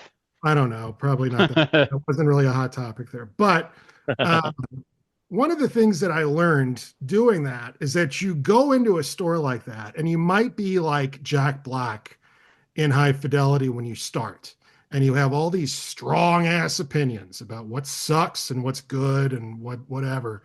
Oh yeah. You are either going to lose your mind or you're going to mellow out and just begin to accept the fact that it's just good that people like things. It doesn't have to be the same things that you like, but it's good that they like it. Because we're the types of people that really see a lot of colors in the world, and some people don't. Sometimes some like divorcee comes in who's like having a real tough time of it. He's losing custody of his kids, and he's like, you know what really speaks to me, man? Alan Jackson. Alan Jackson, man, sings my soul. I don't like Alan Jackson, but I'm not going to be like, ew, you're a dork. You know what I'm saying? Like, I see what you're saying. I'm glad you guys are enjoying this. I'm glad that you guys had a match during WrestleMania where you felt like it was like that potent and that powerful. That's great. And I will say that I am very intrigued by the way it's turned out, because the idea of Paul Heyman forming this new union, this new faction is pretty exciting. And it's cool because the subtext of it is that Paul Heyman, by his own admission, both as a work and a shoot, is always interested in going where the most happening stuff is in wrestling. Absolutely. Yeah. He wants to be the life of the party. That's kind of his shtick, right? I saw a great interview with him where he was talking about how he was like, he's never going to not have the latest iPhone. He's never going to be the old guy who's losing touch. That's what's up. He's not going to be trying to do like a Hugh Hefner and act like he's cool with the kids all the time. But he is going to at least make sure that he's aware of what the cultural conversation is for as long as he's in touch. He doesn't lose touch with which, in a lot of ways, he's become like the opposite side of the coin to Jim Cornette. I mean, it's like Bruce. God. They're kind of basically the same guy in a lot of ways, but like, I definitely think that Jim Cornette has chosen to be Jack Black in High Fidelity for the rest of I could see that. Oh, yeah. All right. Let's move. Raven, what are your thoughts on the result of this match? And we're going to talk a little bit about what happened on Monday Night Raw. Oh, I mean, I loved it. There's just something about Seth. Like, I found it so hilarious and we had been talking about this before, that like they tried to make Seth a heel before and everybody still loved him. It just didn't work. And then like everybody was still singing his song afterwards. Everybody was still, kind of cheering him on. I mean, it's fun. It is fun. It is. And he has that personality that it's such a gray area, because he's like morally gray, but he's so like fun and lighthearted and, knows how to have a good time. So I don't know. Yeah. I mean, I say when he turned heel in 2019 or 2020, whatever, when COVID hit, it didn't work because you didn't have your fans. Like it couldn't work with those screens. Like you can't really boo and yell and cuss because in the Thunderdome, if you say one wrong word, they kick you out. I mean, I was there a lot of times. I got kicked out for drinking a Stone Cold beer. I was just like, I think this time around the Seth Rollins heel turn is going to actually work because you got your fans, and now you got fucking Heyman, one of the greatest minds in the business. But I just got to ask Raven real quick. I've known you for a bunch of years. What was your infatuation to Seth? Like, what, like, oh my God, I like this guy. I'm not quite sure. But I think what initially sparked my interest in him is that when I first started watching, I don't see it like that anymore at all. But when I first started watching, He reminded me a little bit, personality-wise, a of a former really, really good friend of mine. Like we were best friends when I was DJing. And that kind of caught my attention. I wouldn't say, like everything about his personality or anything like that was about him, but for something that he did or said or something just reminded me of him. And I just from there, you know, but I don't know, there's just something about him. It's always just been something about Seth. I mean, I remember when we first went to Raw in Evansville, and Eric, there was that gal that you knew or something like that, and I'm I really sorry. wasn't. I'm I sorry. had. Hmm? I'm sorry. It's yeah. Go ahead. Go ahead. What? Yeah. Keep going. Anyway, so there was that gal that you knew or whatever, and we were standing close together, and I still didn't know much about wrestling or WWE or Seth or anybody, and she was just like, "I know we're not supposed to like him, but I really do." And I'm just sitting here thinking, like, why aren't we supposed to like him? Because I love him, I didn't know. Yeah. Yeah. So for me, it's I think they're gonna have a hard time turning Seth heel for real and make it believable because he's been really over, and so much so I think he might need to have a brand new theme song if they really want to get I him over agree. as a heel. I Because for loved him me, coming out with the because for flame. me, it's yeah, that was pretty cool. For me, it's he needs to really just change his entire personality if you want to be a believable heel. Because the Yeah. song, you don't do the song no more. Turn the song off. Like you got to start doing things for me to not want to cheer you. Yeah. Although I'm gonna like we like people. There's some of us were smart marks. We like people because we like them, right? Doesn't matter if they're heel or face. We like the person. Yep. We like them as a wrestler, or maybe their character, whatever it may be. Mhm. So, but The if you theme want to get him song. over as a heel, if you hold on, if you want to get him over as a heel, you need to do things where people can't really be on his side. So Hmm. I think they need to take away that damn song, and then not that I don't mind it, but I think that needs Right. to kind of go. Let's talk about what happened on Raw. So on Monday Night Mhm. Raw, we got to get moving too because we still got 7 more matches to go for night two. Uh, Is that on Raw? To make a long story short, we had Seth come out with Paul Heyman, and essentially Punk came out to interrupt him, Seth looking like a highlight. and Seth came out looking like a highlighter, yeah. Yeah. And Seth and yeah. Highlighter Rollins. and, Yeah. and so he got into it with CM Punk. They started fighting each other, and not long after that, you had was it Roman Reigns came out then after that and wanted a Yeah. piece, and then we ended up getting Braun Breaker. Which So was amazing. which I'm not going into I know I'm not saying the whole entire thing, but for time we got to kind of compress things here a little bit. Mhm. I was happy with So that. at the end of the day, we got now Braun Breaker and Seth Rollins, right? As now Mhm. Paul Heyman. Braun Breaker too, so I'm super Yeah, excited. so obviously there was a moment for a little bit. I don't think Raven knew this, where Paul Heyman came over to NXT and he kind of helped Braun Breaker a little bit, getting into the WWE. Mm-hmm. And there were shades of, well, when's Paul Heyman gonna finally go to Braun Breaker? Well, that happened last night on Raw, and Yeah. some were Yeah. saying that this is the new Dangerous Alliance. If you don't know, Paul E. Dangerously when he was in ECW had a group called the Dangerous Alliance, and a lot of WCW. people are oh yeah, WCW, that's right. A Yeah. lot of people are comparing this new faction to that. I can see I'm that. one of them. I can see that, but I can also see them not doing that. Yeah, I think he should be. you know, And keeping in what we were saying, we liked about Paul Heyman. It shouldn't be a throwback. It should be something new. yeah, and Yeah. I agree. He's I lean about into that moving more. forward. Yeah, And I here's lean into something that I'll that more. challenge you on with the heel thing. We were just saying at the start of the show that we Yeah. don't like it when the heel just totally somebody turns heel and they become a different person. Yeah. And so Yeah. they're cowardly or whatever. I think Yeah. the move is to keep the man Becky Lynch, who I'm thrilled we got back. Mm-hmm. And I would like it if Seth quit dressing in the manner that he has been, because I don't particularly dig it. But Becky's clothes. I think it's cool if these guys don't become different guys just because they've turned heel. I think they should I'm not afraid of them being cool heels, Mm-hmm. Yeah. Yeah, I get it. I get it. which I Triple just H think always that desperately wanted to be too. So yeah. I do think that you need to do so, but when you're going from one heel, when you're going from a heel to a face and a face to a heel, you need to change some things about you. right? Not saying an entire personality transformation, you got to be completely different. But I think some things, because you still want the fans to boo you. You want to get heat. Yeah. And there's certain things that you kind of should do to get heat. Yeah. So that they're not kind of looked at as an in-betweener, right? Or a tweener, or whatever you want to call it. But here for me, it's, I'm glad Braun Breaker's going with Paul Heyman finally. I was kind of wondering what was next for him after the result of night 2, which we'll get to. Right. With him not, having the title anymore.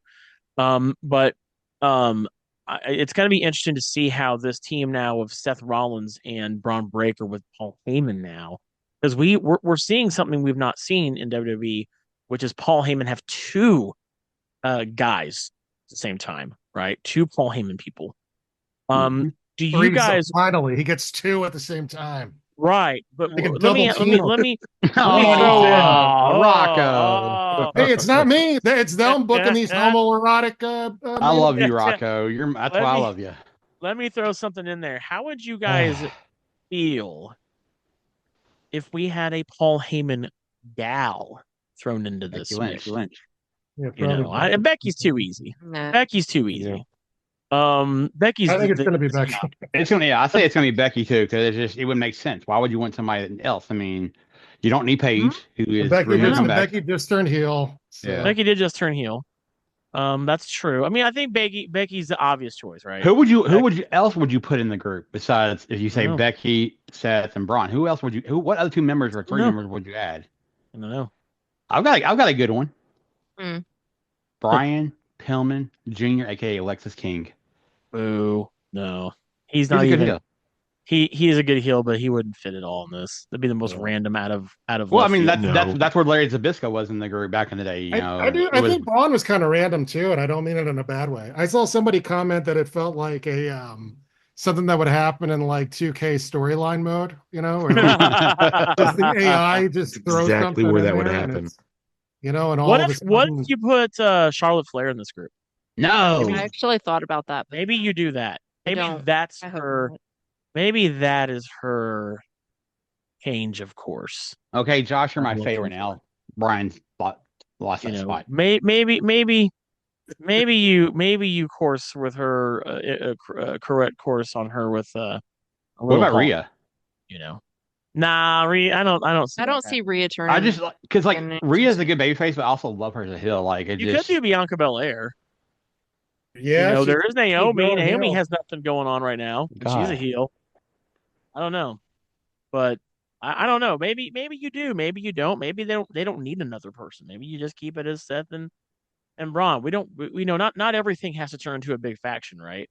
So, which I think has been a lot of the problem. There's just been a lot of too many big groups, and I don't think we need another big group, to do this. But I'm very satisfied we got Braun and Seth. That's going to be fun to see where this goes. Oh yeah. Do you guys think we're going to see maybe CM Punk and Roman Reigns team up, and for real team up and maybe become friends?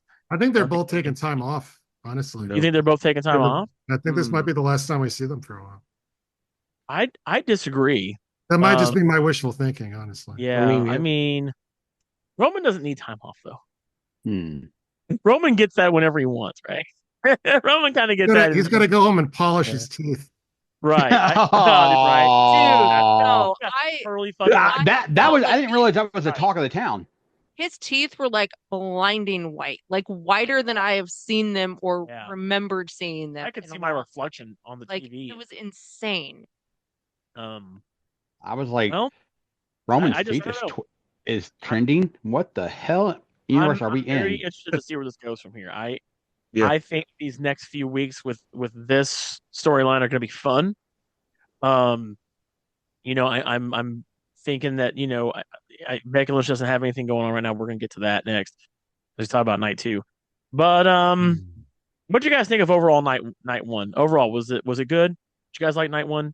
Decent. It was the better of the 2 nights. I disagree with that. Okay. I don't know about that. I strongly disagree. I think night 1 was the weaker of the 2 nights. I fell asleep night 2. Spoilers. I think that I got the best match on night 1 was Best match night one was triple threat match. I think that everything else felt kind of, yeah. Yeah, I mean, Rocko, what'd you think about night one Mania? Yeah, shit. I mean, there were no matches that I thought were particularly exciting. I was disappointed in Charlotte Tiffany, which I was hoping would be great. Yeah. I was hoping at least the match would be good. I didn't think the lead up was good and whatever. Yeah, neither. So overall, like, I don't know. I always hang out with a particular group of friends for these pay-per-views, and we were together through all of the Vince pay-per-views. Yeah. A few years where it would be over, and it's like the joke would always be like, well, the company A+, the pay-per-view D-. See you later. So it's like I suffered through a lot of really like awful pay-per-views, but brother, I get it. There wasn't anything that happened there that I was like, so disappointed, or that I felt like something that I was heavily invested in didn't pay off. It didn't really feel like WrestleMania in a way. No, the hype was horrible this year. Yeah, so, I agree. I think to me, honestly, night one felt like a glorified house show with a big stage. Oh shit! Damn. I mean, I've seen some awesome house shows though. I saw Sean. I have too. Yeah. At a house show. Yeah, so I don't know. I kind of prefer house. This is like the WCW house show era, like during the for me. So. What sucks is that you had such a goddamn good WrestleMania last year, right? Like, they really leaned into it being the 40th anniversary and this massive hype and massive buildup that you went from that to this. Yeah, it was the Jaws 2 of pay-per-views. Oh yeah, that's actually a great way to put it. It was like you can't, like, this was the antithesis of like what we saw last year. Like there was no, and build-ups for a lot of things were very bad. A lot of things built-ups were pretty bad in my opinion. Let's go ahead and get into night 2. 7 matches on this night as well. Let's start with the women's triple threat world championship match. It's a really great match, by the way. Right, you really like this one actually. Yeah, you had Io Sky taking on Bianca Belair and Rhea Ripley for the women's world championship match, with Io Sky getting the win like she absolutely deserved to win. Incredible. Coming so well deserved. Yeah, well deserved. I'm a huge. I like all 3 of these women, right? In their own way. But Io Sky, man, she totally deserved this WrestleMania moment. The way they had kind of. Now, I will say the build up on this was pretty cool. Yeah, they did kind of hit this. Yeah, I liked this. They hit the beats on this one kind of nice. Everything about this is my favorite thing of this WrestleMania. That's what I'm saying. Yeah, like this was one of those matches where they got the build up right. They still made it very predictable, but it was still a lot of fun. That's fine. I mean, that's what I'm saying. I didn't find it predictable because I sure didn't think Io was going to walk out of there as champ. I didn't think. Really? Really, we did. No. Yeah. Really? Oh, hold on. Because last week, the way that I made everybody see it, if I present this to you, maybe you'll see it too. This was Triple H versus Shawn Michaels versus Chris Benoit, literally all over again, with Io being Chris Benoit. I can kind of see that. I've seen this match. I already watched this match years ago. That's how I knew Io Sky was going to come out. No, you didn't, because it wasn't the same people. It was. They literally just said copy paste and applied a new skin on it. Absolutely.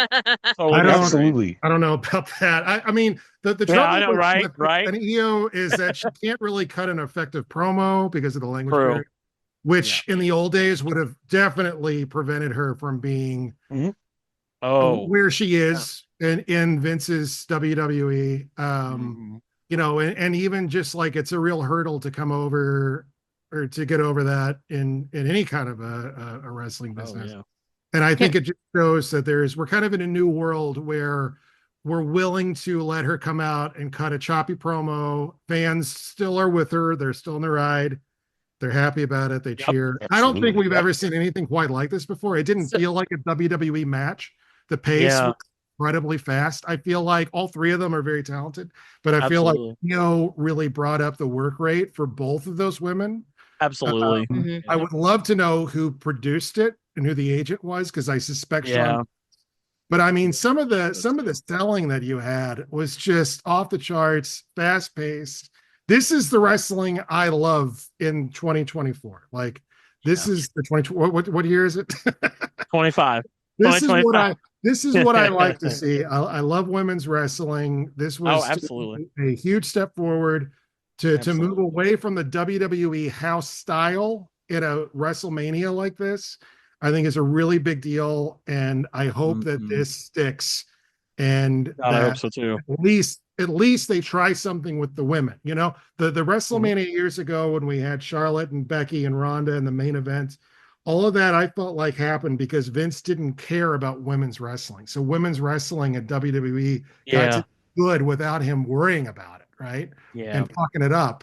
And then it ended up being like the best thing around. And that's one of the greatest things about women's wrestling. I mean, it feels like Rosie the Riveter. It's like these ladies have been able to have their own sort of ecosystem because they've just been left alone. So, and now they're doing some of the most exciting wrestling anywhere in the business. NXT, it's time for another Evolution pay-per-view, and I would love an all-women show. So I'd be able to stop watching a lot of shitty wrestling and just cut straight to what I think is the primo. That's where I am with it. Raven, what do you think about this match? Oh, I was just going to say real quick, kind of on his point about, women wrestling and, where EO's at and, even with kind of, the language barrier and how she's been able to do everything that she's doing in the promos and stuff. This was the first time that that a Japanese woman has won a title on WrestleMania. And I just think that in and of itself everything's just come such a long way. But I loved the match. I thought it was great. I liked the build up. I thought it was just very fun. I mean, they played into it exactly as, few of us thought they were going to, and kind of Rhea and Bianca going at each other just kind of left it wide open for EO to take advantage of it, not be ignored anymore. Yeah. Just like Chris Benoit. Yeah, they just you gotta stop that. I don't know that reference. That's not. Nobody. You guys agreed with me last week. You agreed with me last week. I don't know. I don't know what the fuck you're talking about. Rocko got your answer for you. Yeah. The producers for that match between those three women was Jason Jordan and Petey Williams. Wow. Very interesting. That's interesting. Weird. We'll give those boys a raise because they deserve that. That was good. They produced that match really well. Yeah. Fuck yeah. Yeah, I'm happy with this. Io kind of came out on Raw, celebrated a little bit. Oh. And she ended up getting into a match with was it Stephanie Vakir? Yeah. Yes. Which and that was my favorite thing about Raw. I mean, this shit makes me sit up and take notice and just get Yes. Yeah. I love that they did that. I don't even mind. Julia was there too, and I think they had Roxanne Perez there too. Yeah, man. Yeah, I mean, yeah, that was great. And Julia, oh my god, I was in heaven on that. I was like, yeah. So NXT was tonight as we record this, and I can't wait to watch it and see what happens. Oh, I already got it set. Yeah. All right, so let's get into the next match, which we had the Sin City Street Fight. Oh my god, between Drew McIntyre and Damian Priest. Mm-hmm. This was a match. It was. I wanted more from this, but I didn't get it. Yeah. Best part of the night was Drew fucking doing a selfie. Hey, bro, I'm still bored at work. That was kind of funny. Still bored at work. That was kind of funny. Drew won the match, which I kind of didn't expect to happen. But this to me was just kind of I felt like they kind of just had to give Drew and Damian something to do with their feud. Yeah. Yes. Their feud has felt kind of lackluster. So I wanted more. Hold on. I wanted more out of. I like both these guys. I like them. Oh yeah, I do too. I think both these guys deserve more than what they got in this match. I agree. You had Damian coming off. Love Damian. You had Damian come off of a World Heavyweight Championship match. When the fuck is Drew going to get his belt now? Come on, let's. He needs a proper reign outside the pandemic era. So give it to him already. I was expecting a little bit more from this match also. With it being a fight, because I was so excited because I love both of them too, and I love Damian almost as much as I love Seth, just in a different way. I like Damian, but I don't know, especially with it being a street fight, and and I don't expect every PLE to have like a brutal match, but if it was gonna be one, I was expecting it to be this one, and it just didn't. Yeah. That necessarily doesn't mean it was a bad match. Maybe my expectations were just a little bit higher than they should have been, but yeah, I don't know. That's what I wanted. I wanted to see a little more brutality in this match, honestly. The match wasn't too bad on my end. Short. I thought it was a little short. I have nothing more to say. So if anybody else wants to speak on it now, forever hold your peace, and we're gonna move. The producers for that match. This is a weird one on my end. Molly Holly and the monster himself, Abyss. Okay. Like what the fuck? I don't know who either of those people are. That's interesting. The only thing I did like about the match was the dude from Slayer. It was only the entrance for Damien when the dude from Slayer freaking killed it. I was like, dude. Okay. Oh yeah, when he came out looking like a bat. That was awesome. That's pretty cool. I mean, Damien came out looking like a bat. I care about the match being good. Well, I mean, I like the matches too, the but entrances and all that, but the match has to be good. Now let's get to our favorite match. If the entrances are better than the match, that's bad. Yeah. Like that's not good. I expected nothing. That's not good. And I was still saying down. that. I'm saying that is if the matches are if the entrances were better than the match, that's kind of how I felt. I would have liked it if Damien. Remember when somebody called Damien the bisexual Undertaker? Undertaker. Oh yeah, they've been calling him. Referenced that quite often. I wish that they would have just leaned into that, and he would have just became the bisexual Undertaker. That would have been the only way that Damien would ever really be interesting to me. They just changed his name to Bisexual Undertaker. Bisexual Undertaker. Yeah, just do it. Fuck it. He does like trance music and like dances around. Yeah, like his nipples pierced. Mesh shirts. All right, we're gonna move on. So, up next, this is probably my favorite match of the entire weekend. Fatal 4-way match between for the Intercontinental title. You had Braun Breaker, Finn Balor, Penta, and Dominic Mysterio fighting for it in a Fatal 4-way, and you had Dirty Dominic Mysterio getting the win. Dude, I think y'all already know. Yeah, that was great. Yeah, I gotta say the best part of that night was Raven. Raven takes the freaking. Let her take the floor. I was on the edge of my I jumped out of my seat. Like she sure did. Your phone made a noise or something. Oh, that's right. Yeah, when I jumped up, and I looked back at my phone after I sat down, and it was like, oh, to report a technical problem, because I was like shaking my phone.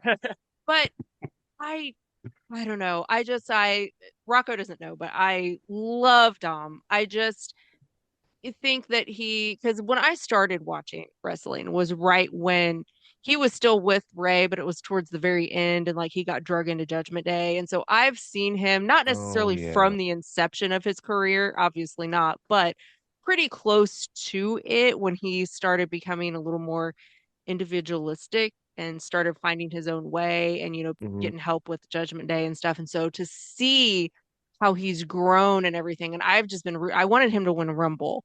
So I was just to hear, because one of the things I would reference a lot is how the crowd loved to hate him so much, like the way they would just drown out him speaking with how loud the boos are. And a lot of people think that is like, piped in. It is not.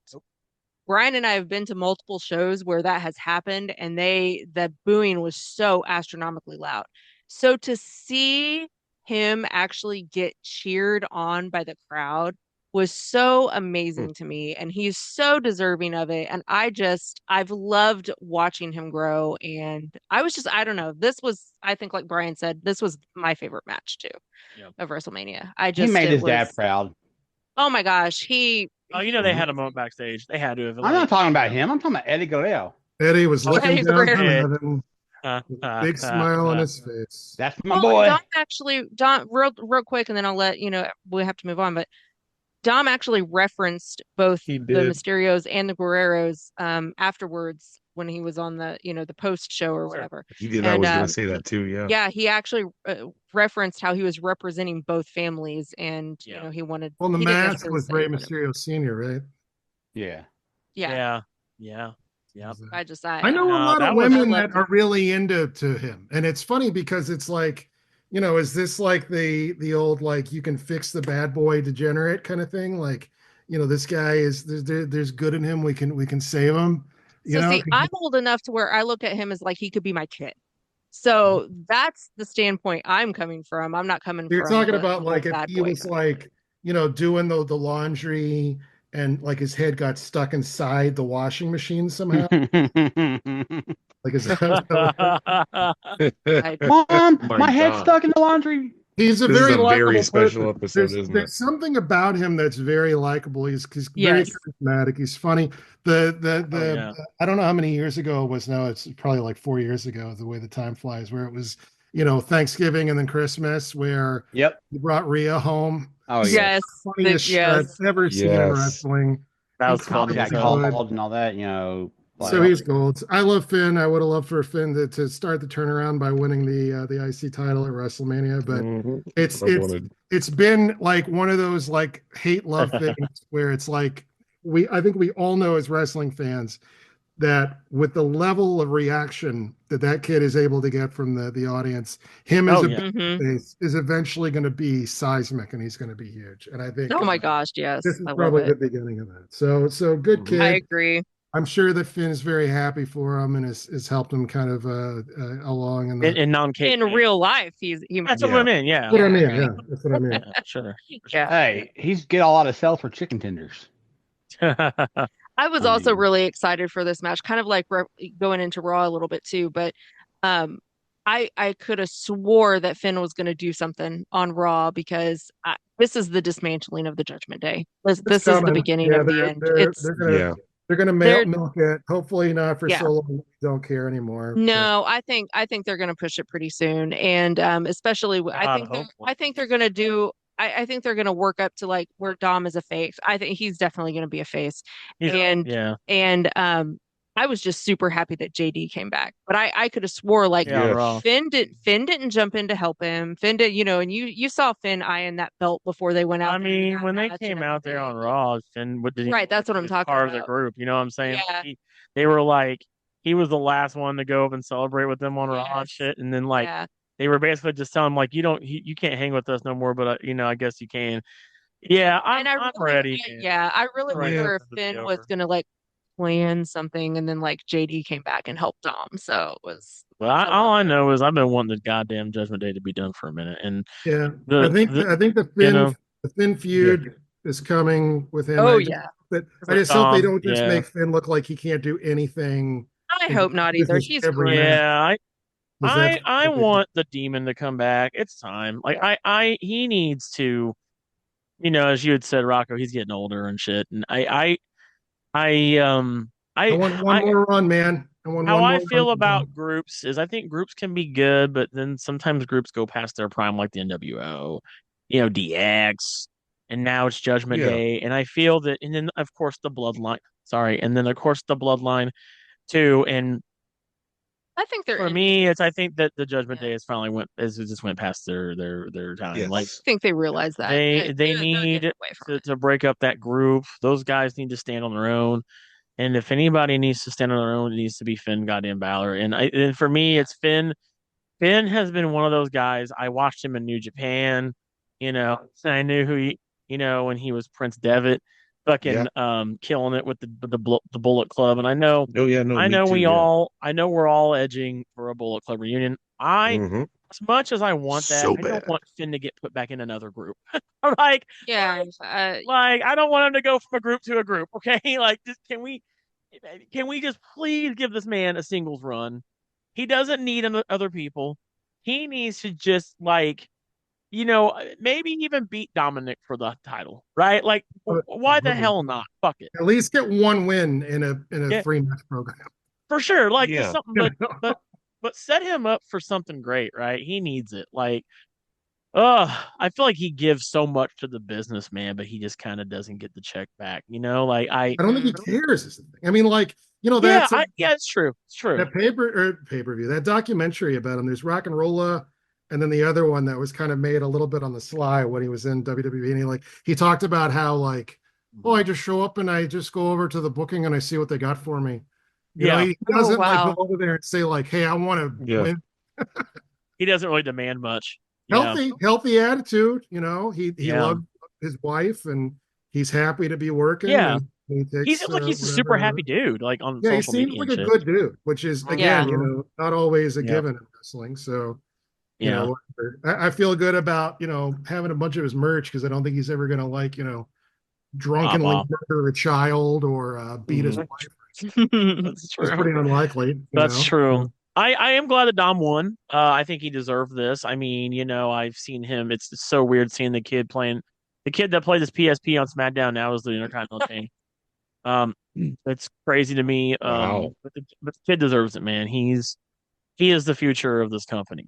Yeah. And absolutely. You got to have that next generation talent too, that multi-generational talent. And I think that Dominic's going to lead the charge, and kind of already is now, to that next generation of WWE, right? Like, we're not going to have guys like AJ around, which we're going to get to in a little bit, forever. Right. We're not going to have, like we said, Finn Balor around forever. Seth isn't going to be there forever. Roman's about to be probably done in the next couple of years, right? So, like, you've got to have I don't want to say your B team, but you got to have that next team be the A team, right?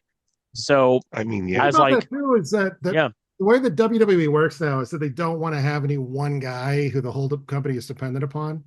Like they kind of learned their lesson with that. Like when Rock left, it was like, shit, what do we do now? What do we do? Yeah. So I think they never want that again. So the show is always the star in a way. Yeah. Yeah. They're spreading they're putting their chips on different people, and I'm liking that. They're betting on different horses. But they're not just doing, okay, we got one horse. We don't want to be a one-trick pony, right? We want to be kind of different people for different fans, different types. Absolutely. You got to cater to all the different levels of fans. I'm gonna go ahead and move on. It was cool that Penta got in this. We'll give a shout out to Penta. Mm-hmm. Absolutely. That guy, I've always been a Lucha Brothers fan since the Lucha Libre, the Lucha Underground and all that days, where he wrestled Rey Mysterio. He's even wrestled his own brother, Rey Fenix. I hope we get that one day too, as well. Dude, I love Penta. I hope that they, with Penta, don't rush to a Lucha Brothers reunion like tag team. I really want this to kind of sizzle on the fireplace a little bit. Let this cook. Let this cook as Penta as a singles competitor for a while. Because obviously we're gonna get to a point where it's gonna be him and Rey Fenix. My fear is we do have an upcoming draft coming soon, which I'm sure we do. I got a feeling they're gonna put Penta on the same show as Rey Fenix. Who knows? I also also do kind of hope we see Penta in this new Lucha Libre AAA promotion. And they use him over there as that crossover talent. So he kind of goes over there for a little bit too. But I don't want him to be over there so much so that he's not star in the Raw SmackDown shows. Right. So and then Braun Breaker is Braun Breaker. What can you say about the guy? He's killing it in WWE right now. Mm-hmm. Also another multi-generational talent, Steiner Brothers, born and bred. And he's doing doing great things. I'm loving seeing this next gen talent going places. So, let's go ahead and move on from that match. We had Randy Orton versus Vacant, which I thought was going to be the best match I ever seen in my entire life. Because Vacant's a multi, superstar. Remember everywhere. That time Vacant was Cody Rhodes? Yeah, right. Yeah. Vacant versus Seth Rollins, WrestleMania 38. Yeah, I lost my shit. Yeah. Vacant ended up being Joe Hendry, of all people. And I'm of a mindset of this was cool, but I'm also sad because I really wanted Nick Aldis.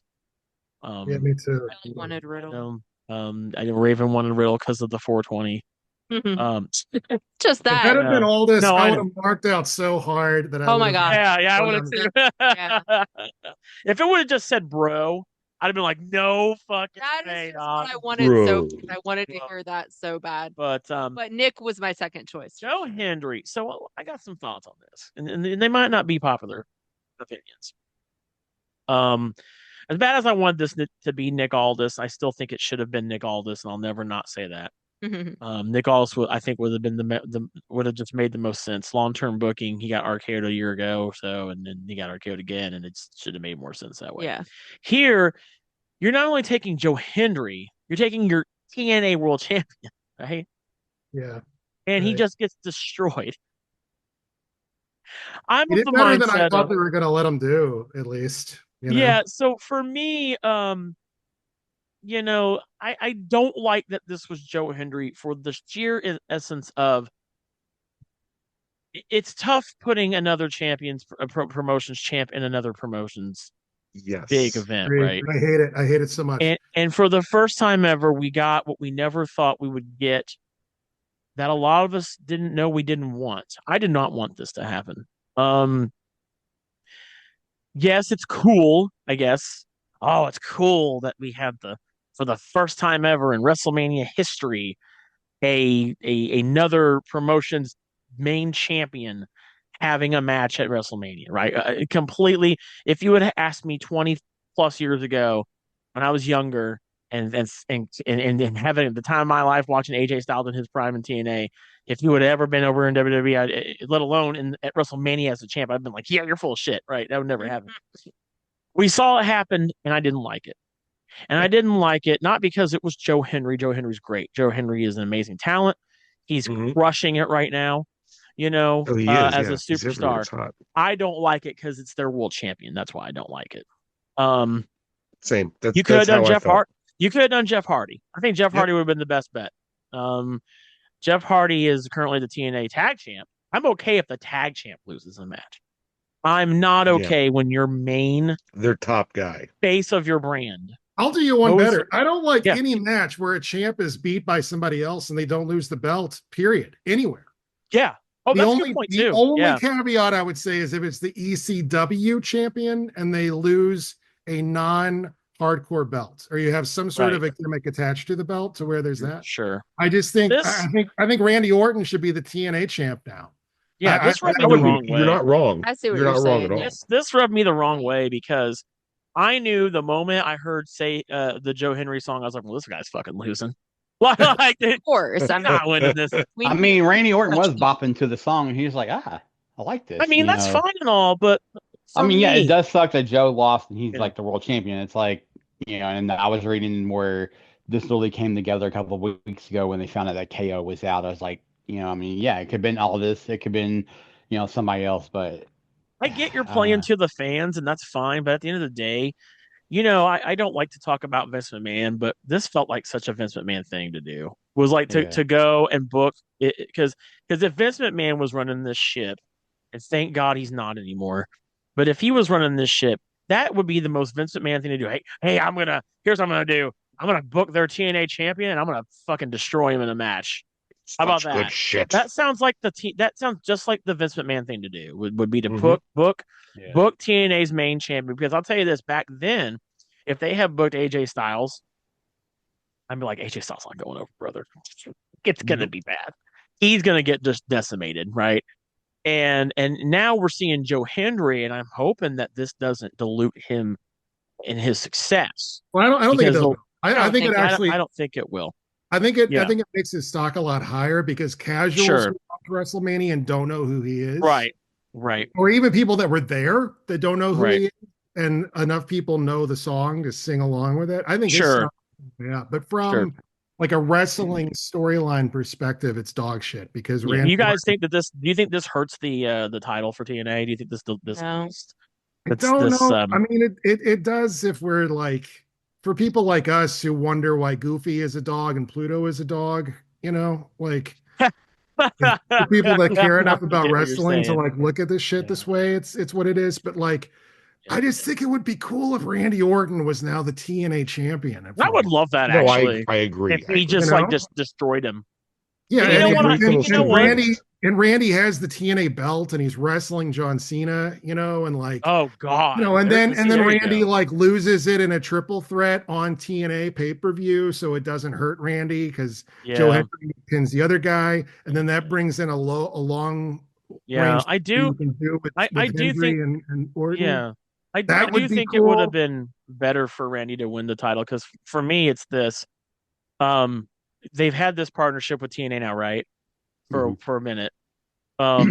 We have yet to see the one thing that I don't know when it's going to happen, which is have a WWE superstar win a title from TNA. That's not happened yet, right? Yeah, that could have happened at WrestleMania. Hold on.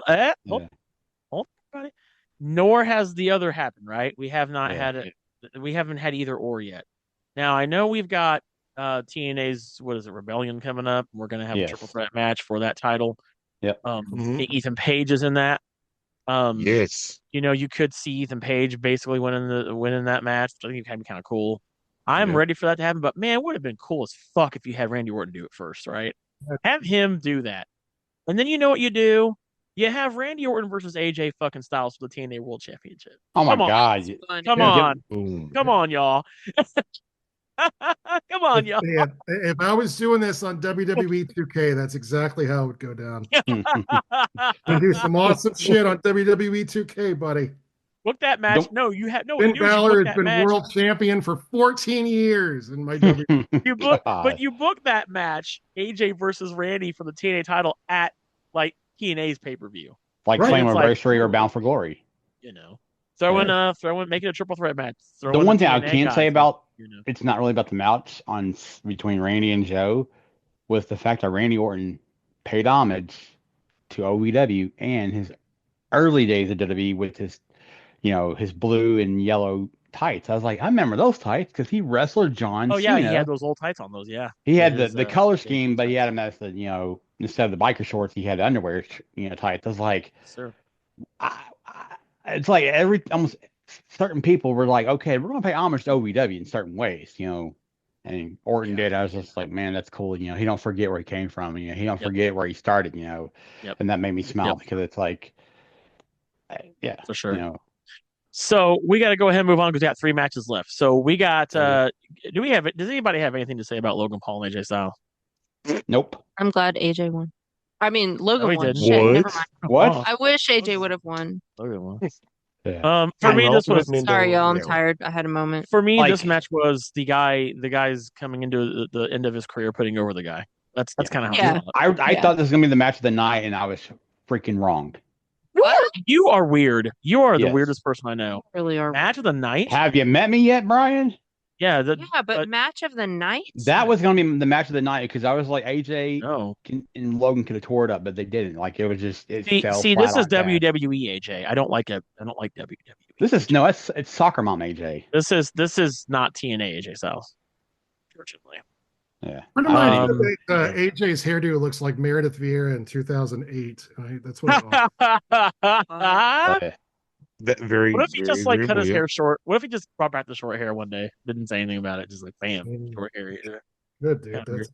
Now AJ in WWE has for me just not been right. Like I love, and that's just like because I'm a big AJ Styles guy, and him in WWE for me hasn't been as what I hoped it would be.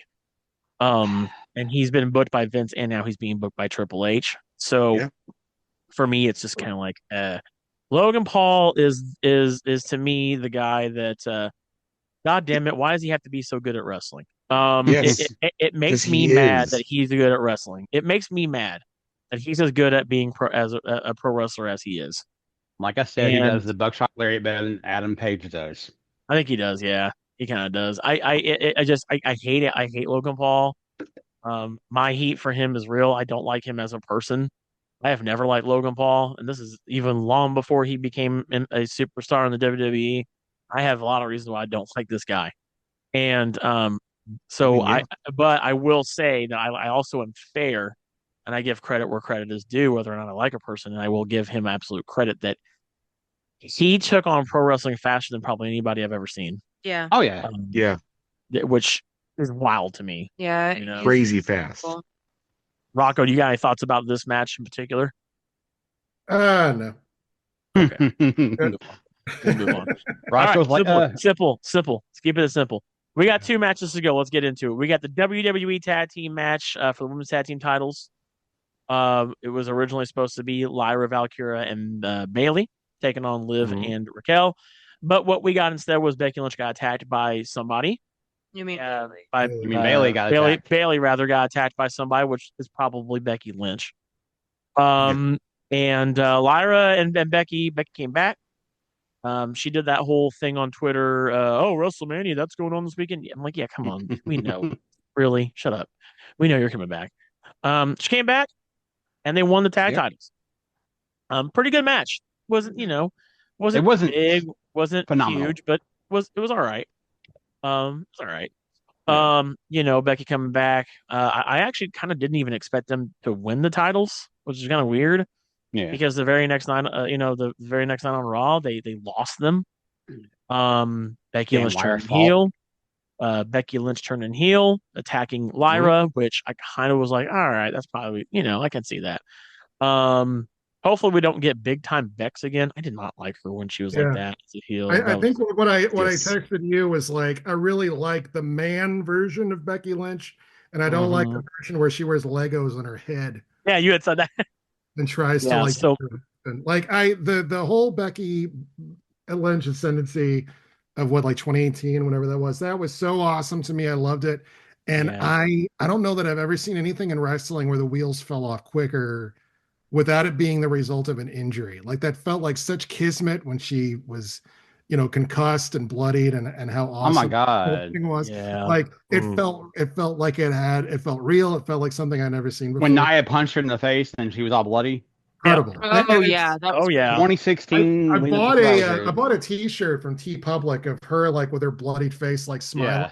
And then I realized I can't wear this shit anywhere. Like, people will not understand what the point is. But like, her during that period was so fucking money. And I hope that her turning heel doesn't mean that she's going to not do that, or that she's going to become a coward or whatever. And then you remember that whole thing was a heel turn in the first place. She was supposed to be turning heel, and people loved what she was doing enough and loved her already that they were like, no, we're going to cheer for you. And Charlotte was good enough to work with the program and I felt was some of the best wrestling of the last 20 years. Yeah, so I love that whole build-up. I want him to get that back so badly. So I hope that's where this is.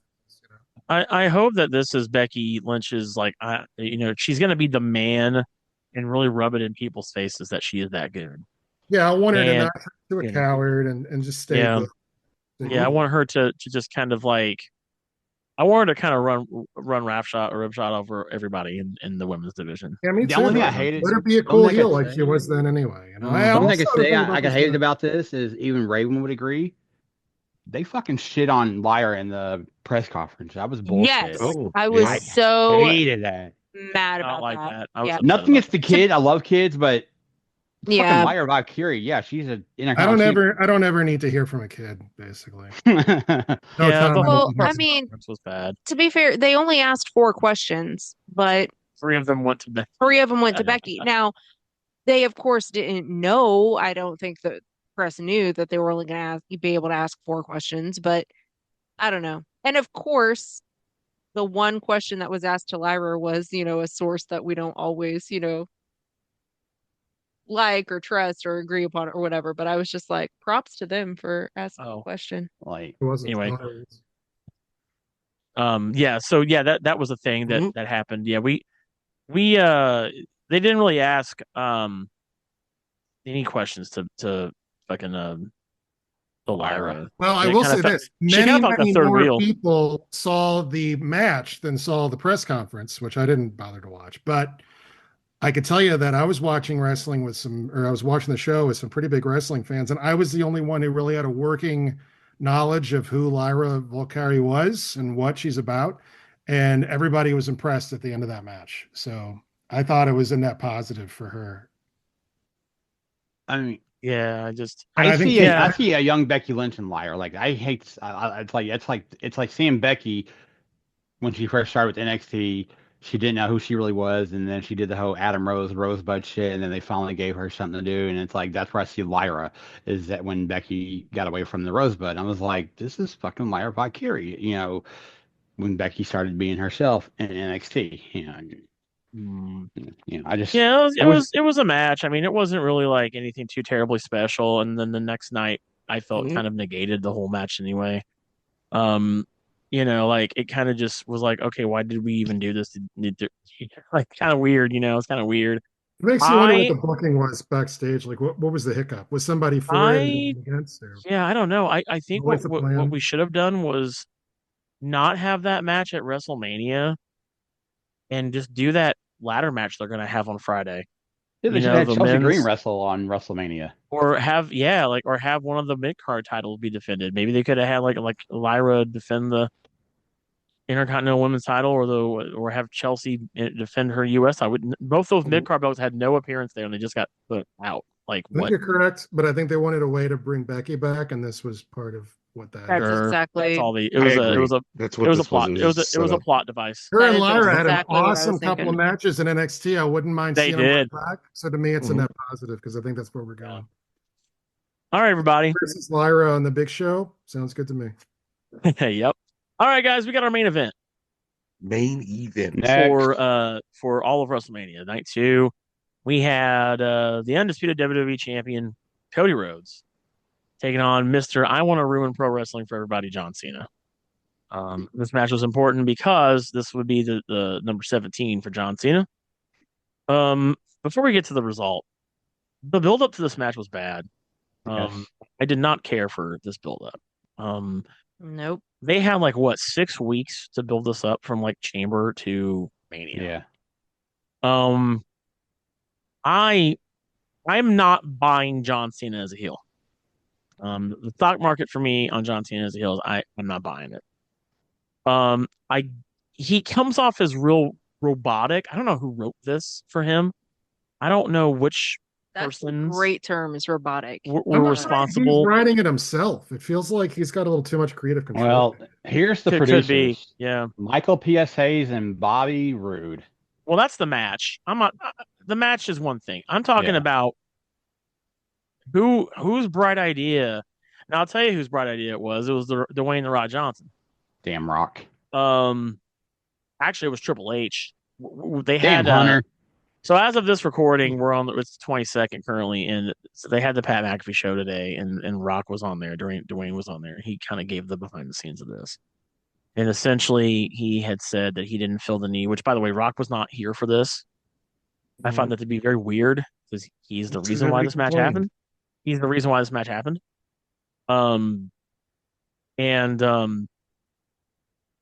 He apparently has told Pat McAfee that the final boss's story arc is now over, which I'm like, really? I guess. We got Travis Scott, which was dumb. God, fuck that guy. For real, his entire he got a full entrance too, by the way. Full ass entrance with this in the middle horrible version. He got this full ass entrance with this horrible version of the hardcore title. That's not the hardcore title. I call that the Temu version hardcore title. That's well, they were selling that at the Superstore. So that's an actual purchasable belt. It is an actual purchasable thing. I saw it on the website, was looking at it. Yeah. And so Travis Scott comes out. This whole match was a dud. It just I wonder how Cody Rhodes personally feels about this.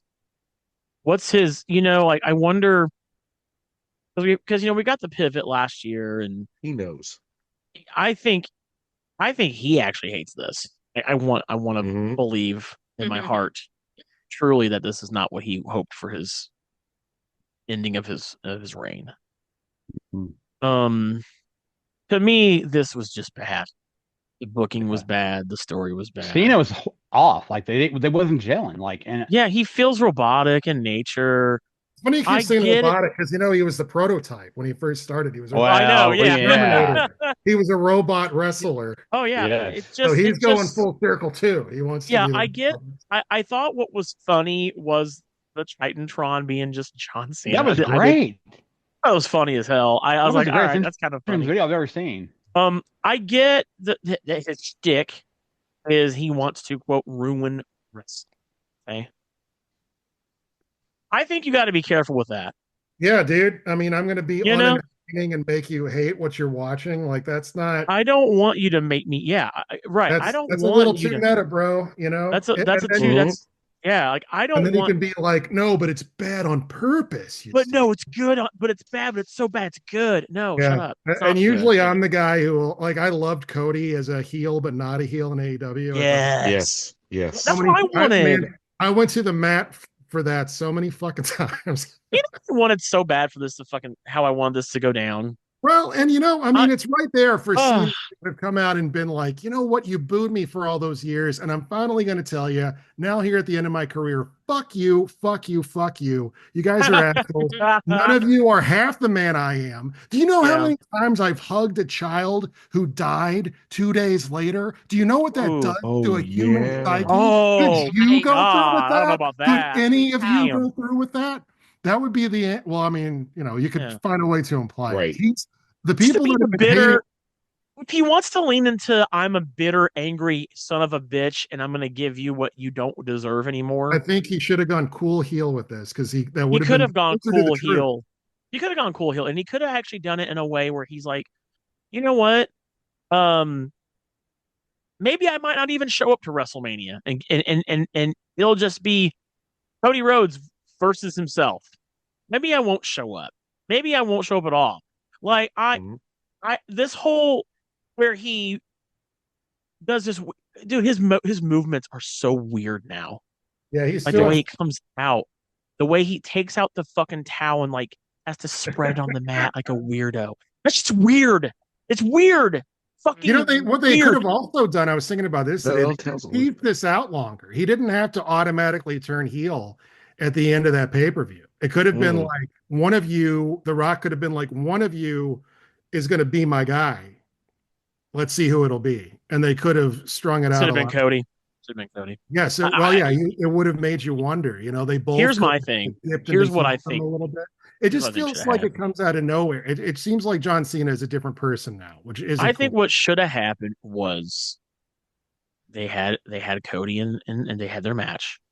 Cena's still this heel, but then Cody, just when he thinks he can't beat Cena, that's when you find out that Cody really did sell his soul. Right. Oh. And I think that you could have had a big swerve in that the real heel isn't who you think it is. It's really Cody. Okay. And he's the nightmare. I don't know. I'm not ready for a Cody heel turn yet, I don't think. And I think I'm been ready. A lot of it is I've been ready. They make a lot of decisions based on merch sales too. I hate that.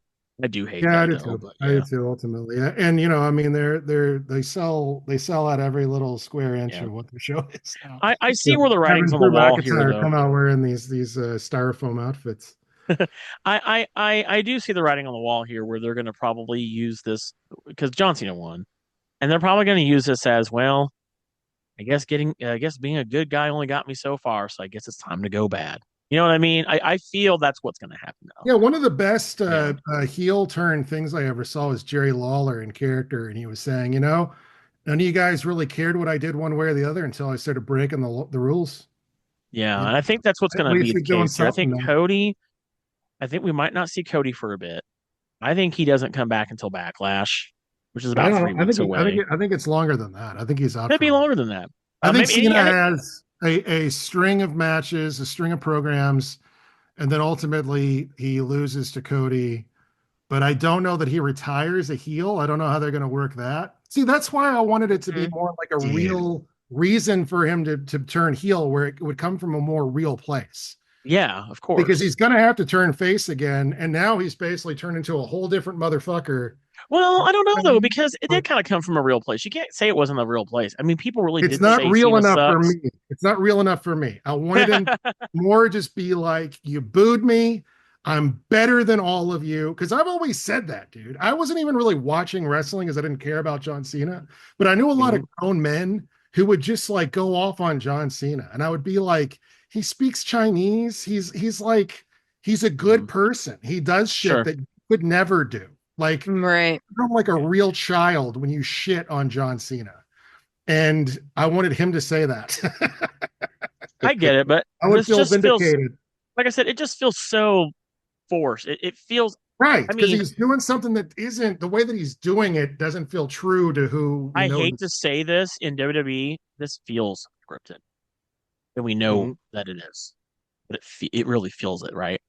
This feels like that he's oh my God, it just hit me. You know what this feels like? This feels like John Cena the person playing John Cena the character in a movie about John Cena. Yeah, right. I agree with that. Like where John Cena is the like John Cena as the guy got a script from a Hollywood producer and said, "Hey, we need you to be John Cena, the heel in this movie coming out, the bad guy, and it's all about pro wrestling. You get the upper hand, and then you have to be the heel, the bad guy." He's like, "Okay," and then he practiced, and now he's in.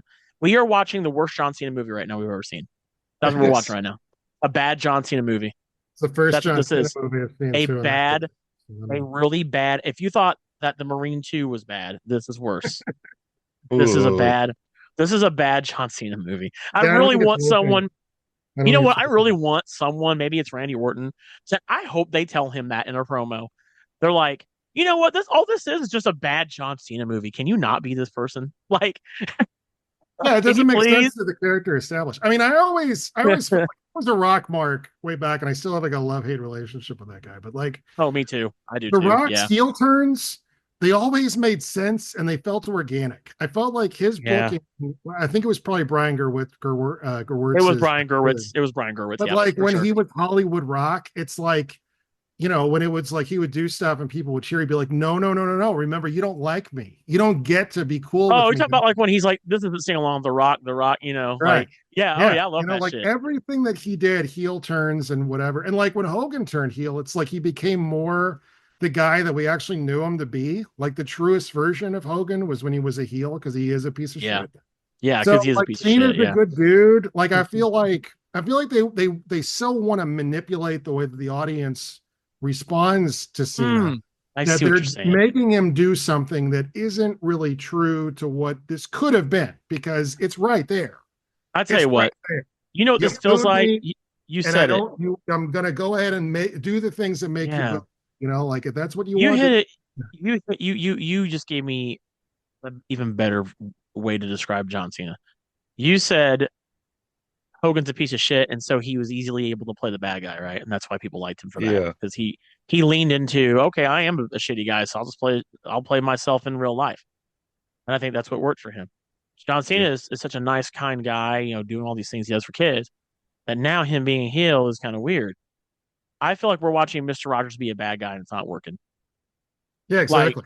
Like this, he should have been something more than this. Imagine Mr. Rogers like on set, like getting so pissed off about things going the wrong way. And like, you know, somebody like disrespecting a kid or something on the set, and he just like goes, you know, just like flips out. Like it should feel like tragic. You know, these promos are so shallow and so hollow, even. And they're going to tell you that they're doing it on purpose. It's like he goes out and he's like, "You guys make this too easy," and like he sounds so monotone. It's so bad. Yeah, it's not good. And I know they're trying to convince us that it's not good on purpose, and that's the point. And right, that's the point, right? That's the point. Is it's supposed to be bad? It's so bad you're going to like it, right? And it doesn't work. And then what did he do on Raw? He came out and they said, and the whole crowd goes, "We are sorry." And then he said, "Did you hear that?" The entire crowd, if you can't hear it at home, said, "We're not sorry." It's like, no, but we are. Like, don't lie to me. Don't lie to me. Stretch. Somebody in the crowd, like at the very end, was like, "No, we're not." Yeah, no, we're not. Don't lie to me. You know, I get what he was trying to do was tell Cody, like, at the end of the day, these people don't care about you. You know, the belt is going to weigh on you, blah, blah, blah. And that's fine. But man, this just sucks. This sucks. I hate that this sucked because I mean it was not good and there's Travis Scott. I hate that and I hate now thinking to myself, is this really how they're gonna end John Cena's career? Like it's too bad. Really please don't. I mean, it's trying to make him get to be face again. If they've kind of like made him a different dude, like, you know, does he get like? Do they try to say that he was like, you know, acting undercover the last few months? I just feel like this is a lot to do in a year. Yeah, for a company that we've been saying is so good at long-term booking, it's really hard to see how they're possibly going to book this in any way that's not kind of insulting to our intelligence as wrestling. Not only that, but like how do you have him have a redemption angle in a year, in less than a year? And what, like 30 appearances? 32 yeah, well, 20, 30 appearances now, right? I think he said on Raw 27, 30, something like that. So how do you do that? Because he's going to be a part-time champion. He won't be there every week. I mean, maybe he will if it's 27 dates. Could be. Yeah, this experiment is not working. I think one guy that could potentially pull something out of him be Randy Orton, because I think Randy. Oh yeah, because Randy Orton gave him an RKO on Raw. And Randy's pretty sharp, man. Randy's pretty sharp. I think. I just really wanted Randy to be the last guy. I really wanted Randy to be his retirement match. I'm kind of disappointed that they're pulling the trigger on this so early. Yeah. Now I'm just wondering who's the final opponent for Cena at the end of the year. I think it's probably Cody, but I mean, they're in trouble. Yeah, Cody becoming a heel accidentally because it's hard to be a white meat face in this day and age. It always ends up going bad on you. So sure. Does anybody else have any thoughts on this match or any thoughts on? I have a question for y'all. I think we missed something really important. What's that? The big elephant in the room, Stone Cold Steve Austin. Stone Cold Steve Austin. Oh God! Thought about that on his ATV finally. Now it's funny enough that you get Austin back. Remember last year when everybody was like, the only thing that wasn't perfect about that main event was that the Undertaker shouldn't have been the guy that got the Rock. It should have been Stone Cold Steve Austin. Imagine if Stone Cold Steve Austin had given Rock a stunner, how fucking amazing that would have been given the history of those two guys. And people were like, oh, but Austin, I thought it was so dumb that they had Austin. They couldn't give Austin enough money. Austin wasn't available. He didn't think that it made creative sense. And what do you do the very next year? You get Austin back to come out and do what? Put over the fucking attendance, which is the job that they usually just give to a stray announcer. Right. Say how many people attended WrestleMania that year. That was a Byron He should have been drinking beer. He should have been drinking Ovaltine because that was so fucking disappointing. Yeah. Austin comes out and does that. Joe Tessitore moment. Well, you know what took so long? Like, remember when they like played his music and everything? You didn't see him. Yeah, because he wrecked. He actually wrecked. Yeah. Well, no, he didn't wreck. But no, he wrecked before he got out there. Let her finish. Let her say her piece. Go ahead. I haven't been able to talk for like 10 minutes.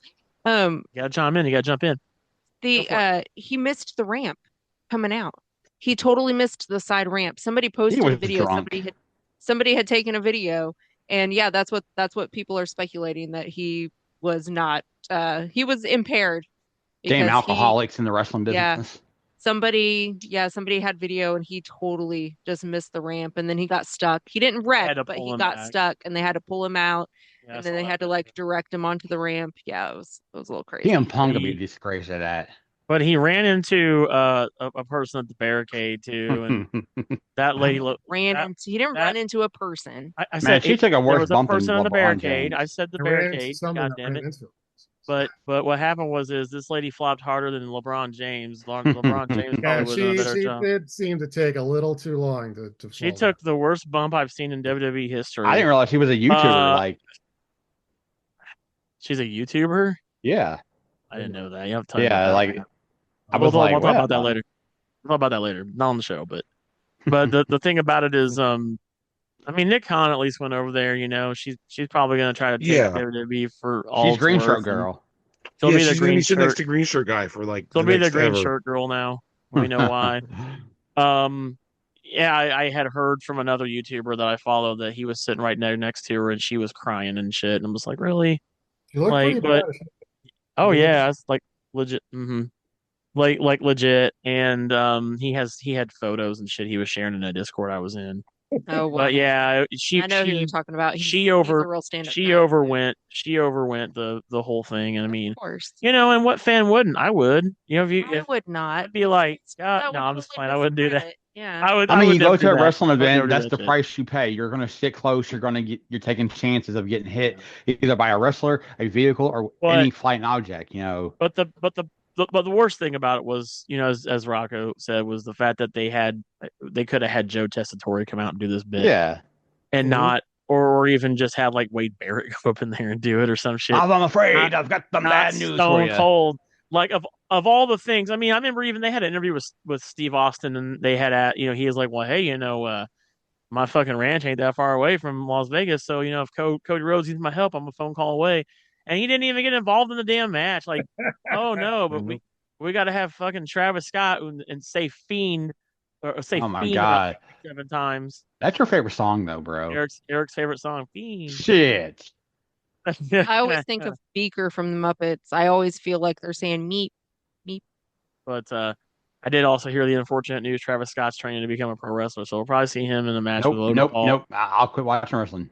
No, you won't. No, you won't. No, you won't, Shut up. brother. I'll watch No, hardcore you midgets. Brother. Mae Young gave birth to a hand on TV. You're not gonna stop watching wrestling. That is still the scariest part of my life. Come on, come on, dog.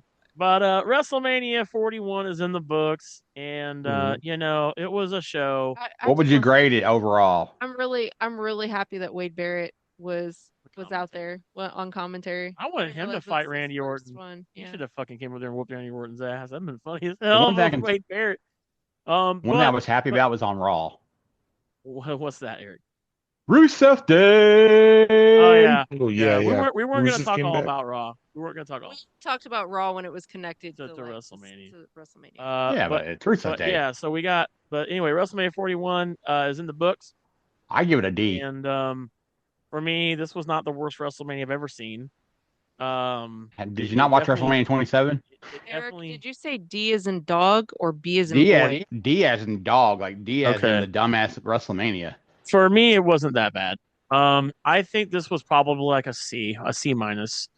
It wasn't garbage. I don't think it was.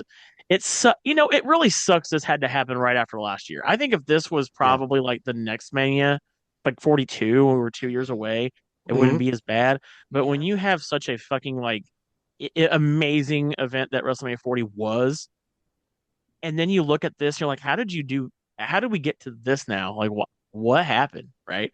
I think we're seeing now cracks in Triple H's booking, and this kind of shows. Everybody was like, oh, and I was there too. Oh, Triple H is true. But now we're seeing the cracks in that. I also want to say, we didn't talk about the Hall of Fame, but I want to touch on this real quick. Just real quick, okay? I'm going to touch this real fast. Real quick, okay? It is real fast. Is when Triple H, when there's a few things I don't like about the Hall of Fame. One, they jerked off Triple H way too much. And I can now see why Vince McMahon never wanted to be inducted in the Hall of Fame. As much as I don't like him, I do see why Vince never wanted to be mentioned in the Hall of Fame, and he never wanted to be in the Hall of Fame as him, be put in. Because let me tell you something. I don't like that Triple H got put in the Hall of Fame about a year after he took over the company. That kind of rubbed me the wrong way. I mean, yeah. I don't like that it was this circle jerk of Paul Levesque. That kind of rubbed me the wrong way. And it's no discredit to his career and who he is and whatever. I think he's one of the best damn icons of WWE, hands down. The statue was ugly. I don't know who makes those statues. They need to quit making statues. That was like Larry David. That was right. Yeah, that was so fucking bad. The fact that all of the commercials for the Hall of Fame were all about Triple H. They didn't do a single commercial about like Lex Luger. They didn't do one about the natural disasters. It was all about Triple H. I'm like, okay, kind of wild. For me, it felt like, I don't think that you definitely could tell on the look of Bret Hart he didn't like it a lot. I love it. I don't think Stone Cold or Bret liked coming out without their music. Well, and the thing about it too, man, and I think that Bret Hart is the guy who has the toughest time of understanding this, but the Hall of Fame is a fucking work. It's a work. Yeah. It's not a place. Yeah. It's not a real thing. It's not based on anything except for the whims and whatever they're trying to get over. And I think that these guys, I quit watching. I mean, they get a ring. They get a ring though, cute little ring. That's cool, but whatever, man. I mean, it's just the last time I watched one was, I guess it was last year on Paul Heyman. It's got to be somebody that I know is a great speaker who will have. I didn't bother to watch it. I don't need to. It's like these guys go so long-winded with their speeches, and I mean, they kept all the guys up till 4 a.m. and they had to be at a 5 a.m. call for NXT the next day. Right. You know, and I'm just like, God damn, dude. Like, did you not think about wrestling, you know? Yeah. Yeah. So, I just wanted to touch on that because the whole thing about it being, I get Triple H is larger than life, but they didn't even do all this for Stone Cold Steve Austin when he got in. Or they didn't do all that when he got in. And they're, and oh God, just wait till The Rock goes in. If you thought Triple H's was crazy ego. Well, I when mean, The Rock gets to control how it works, it's when The Rock gets put in, it's gonna be like the whole Hall of Fame is gonna be just The Rock. The Rock, I laugh sheer at amount of ego.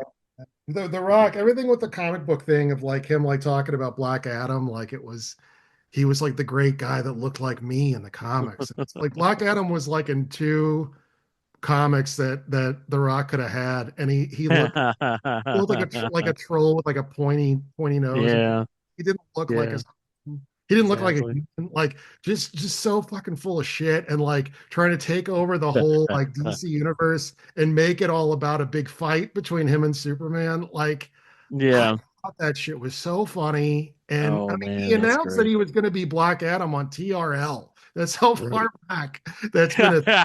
That's right. 20 years. Like I like to see him like lose and get humbled like that. And then like the way that he looks in this Martin Scorsese movie actually looks like the comic book version of Black Adam. Oh God. Like it's all so fucking funny to me. Like it's just like, how is this guy real? Like this shit is like a comedy. It's everything in The Rock's life is like a comedy in a lot of ways. Ups and downs. Oh yeah. Well, everybody, thank you guys so much. That is our WrestleMania show, and we do appreciate you guys. Rocco, thank you so much, bro. Yeah, thanks for joining us. Thanks for having me on. Ghost Agents. I was gonna say, yeah, for sure. Thank you, Rocco. See you Sunday, Rocco. We do appreciate you for hanging out with us here, Rocco, on the show, guys. Go check out Ghost Agents, written by Rocco. Yeah, and featuring if you're a fan of Fred. Yeah, go check them out. And I've enjoyed them. Thank you. And guys, we'll be back with a brand new episode of our show in May. And with a special guest. On a special guest we're not going to announce right now. I know, Eric, you want to jump the gun on stuff. We're not going to talk about that right now. Every time. For $100, I'll tell everybody who it is. But we do have a special guest we're going to have for us on that next episode, so stay tuned for that as well. And then we'll get back to Raven reacting to a match she's never seen before. We'll start that back all over again. We're going to be at, hopefully still be at Squared Circle this weekend if all things work out. First cross. But I'll be there too. I'll be at Freya's table with my comic book. Oh hell yeah, we'll see you there then. Oh, good. Yeah, excellent. So but thanks so much for listening to this episode of A Bunch of Marks. We'll see you guys on the next one. Later, guys. Fuck The Rock.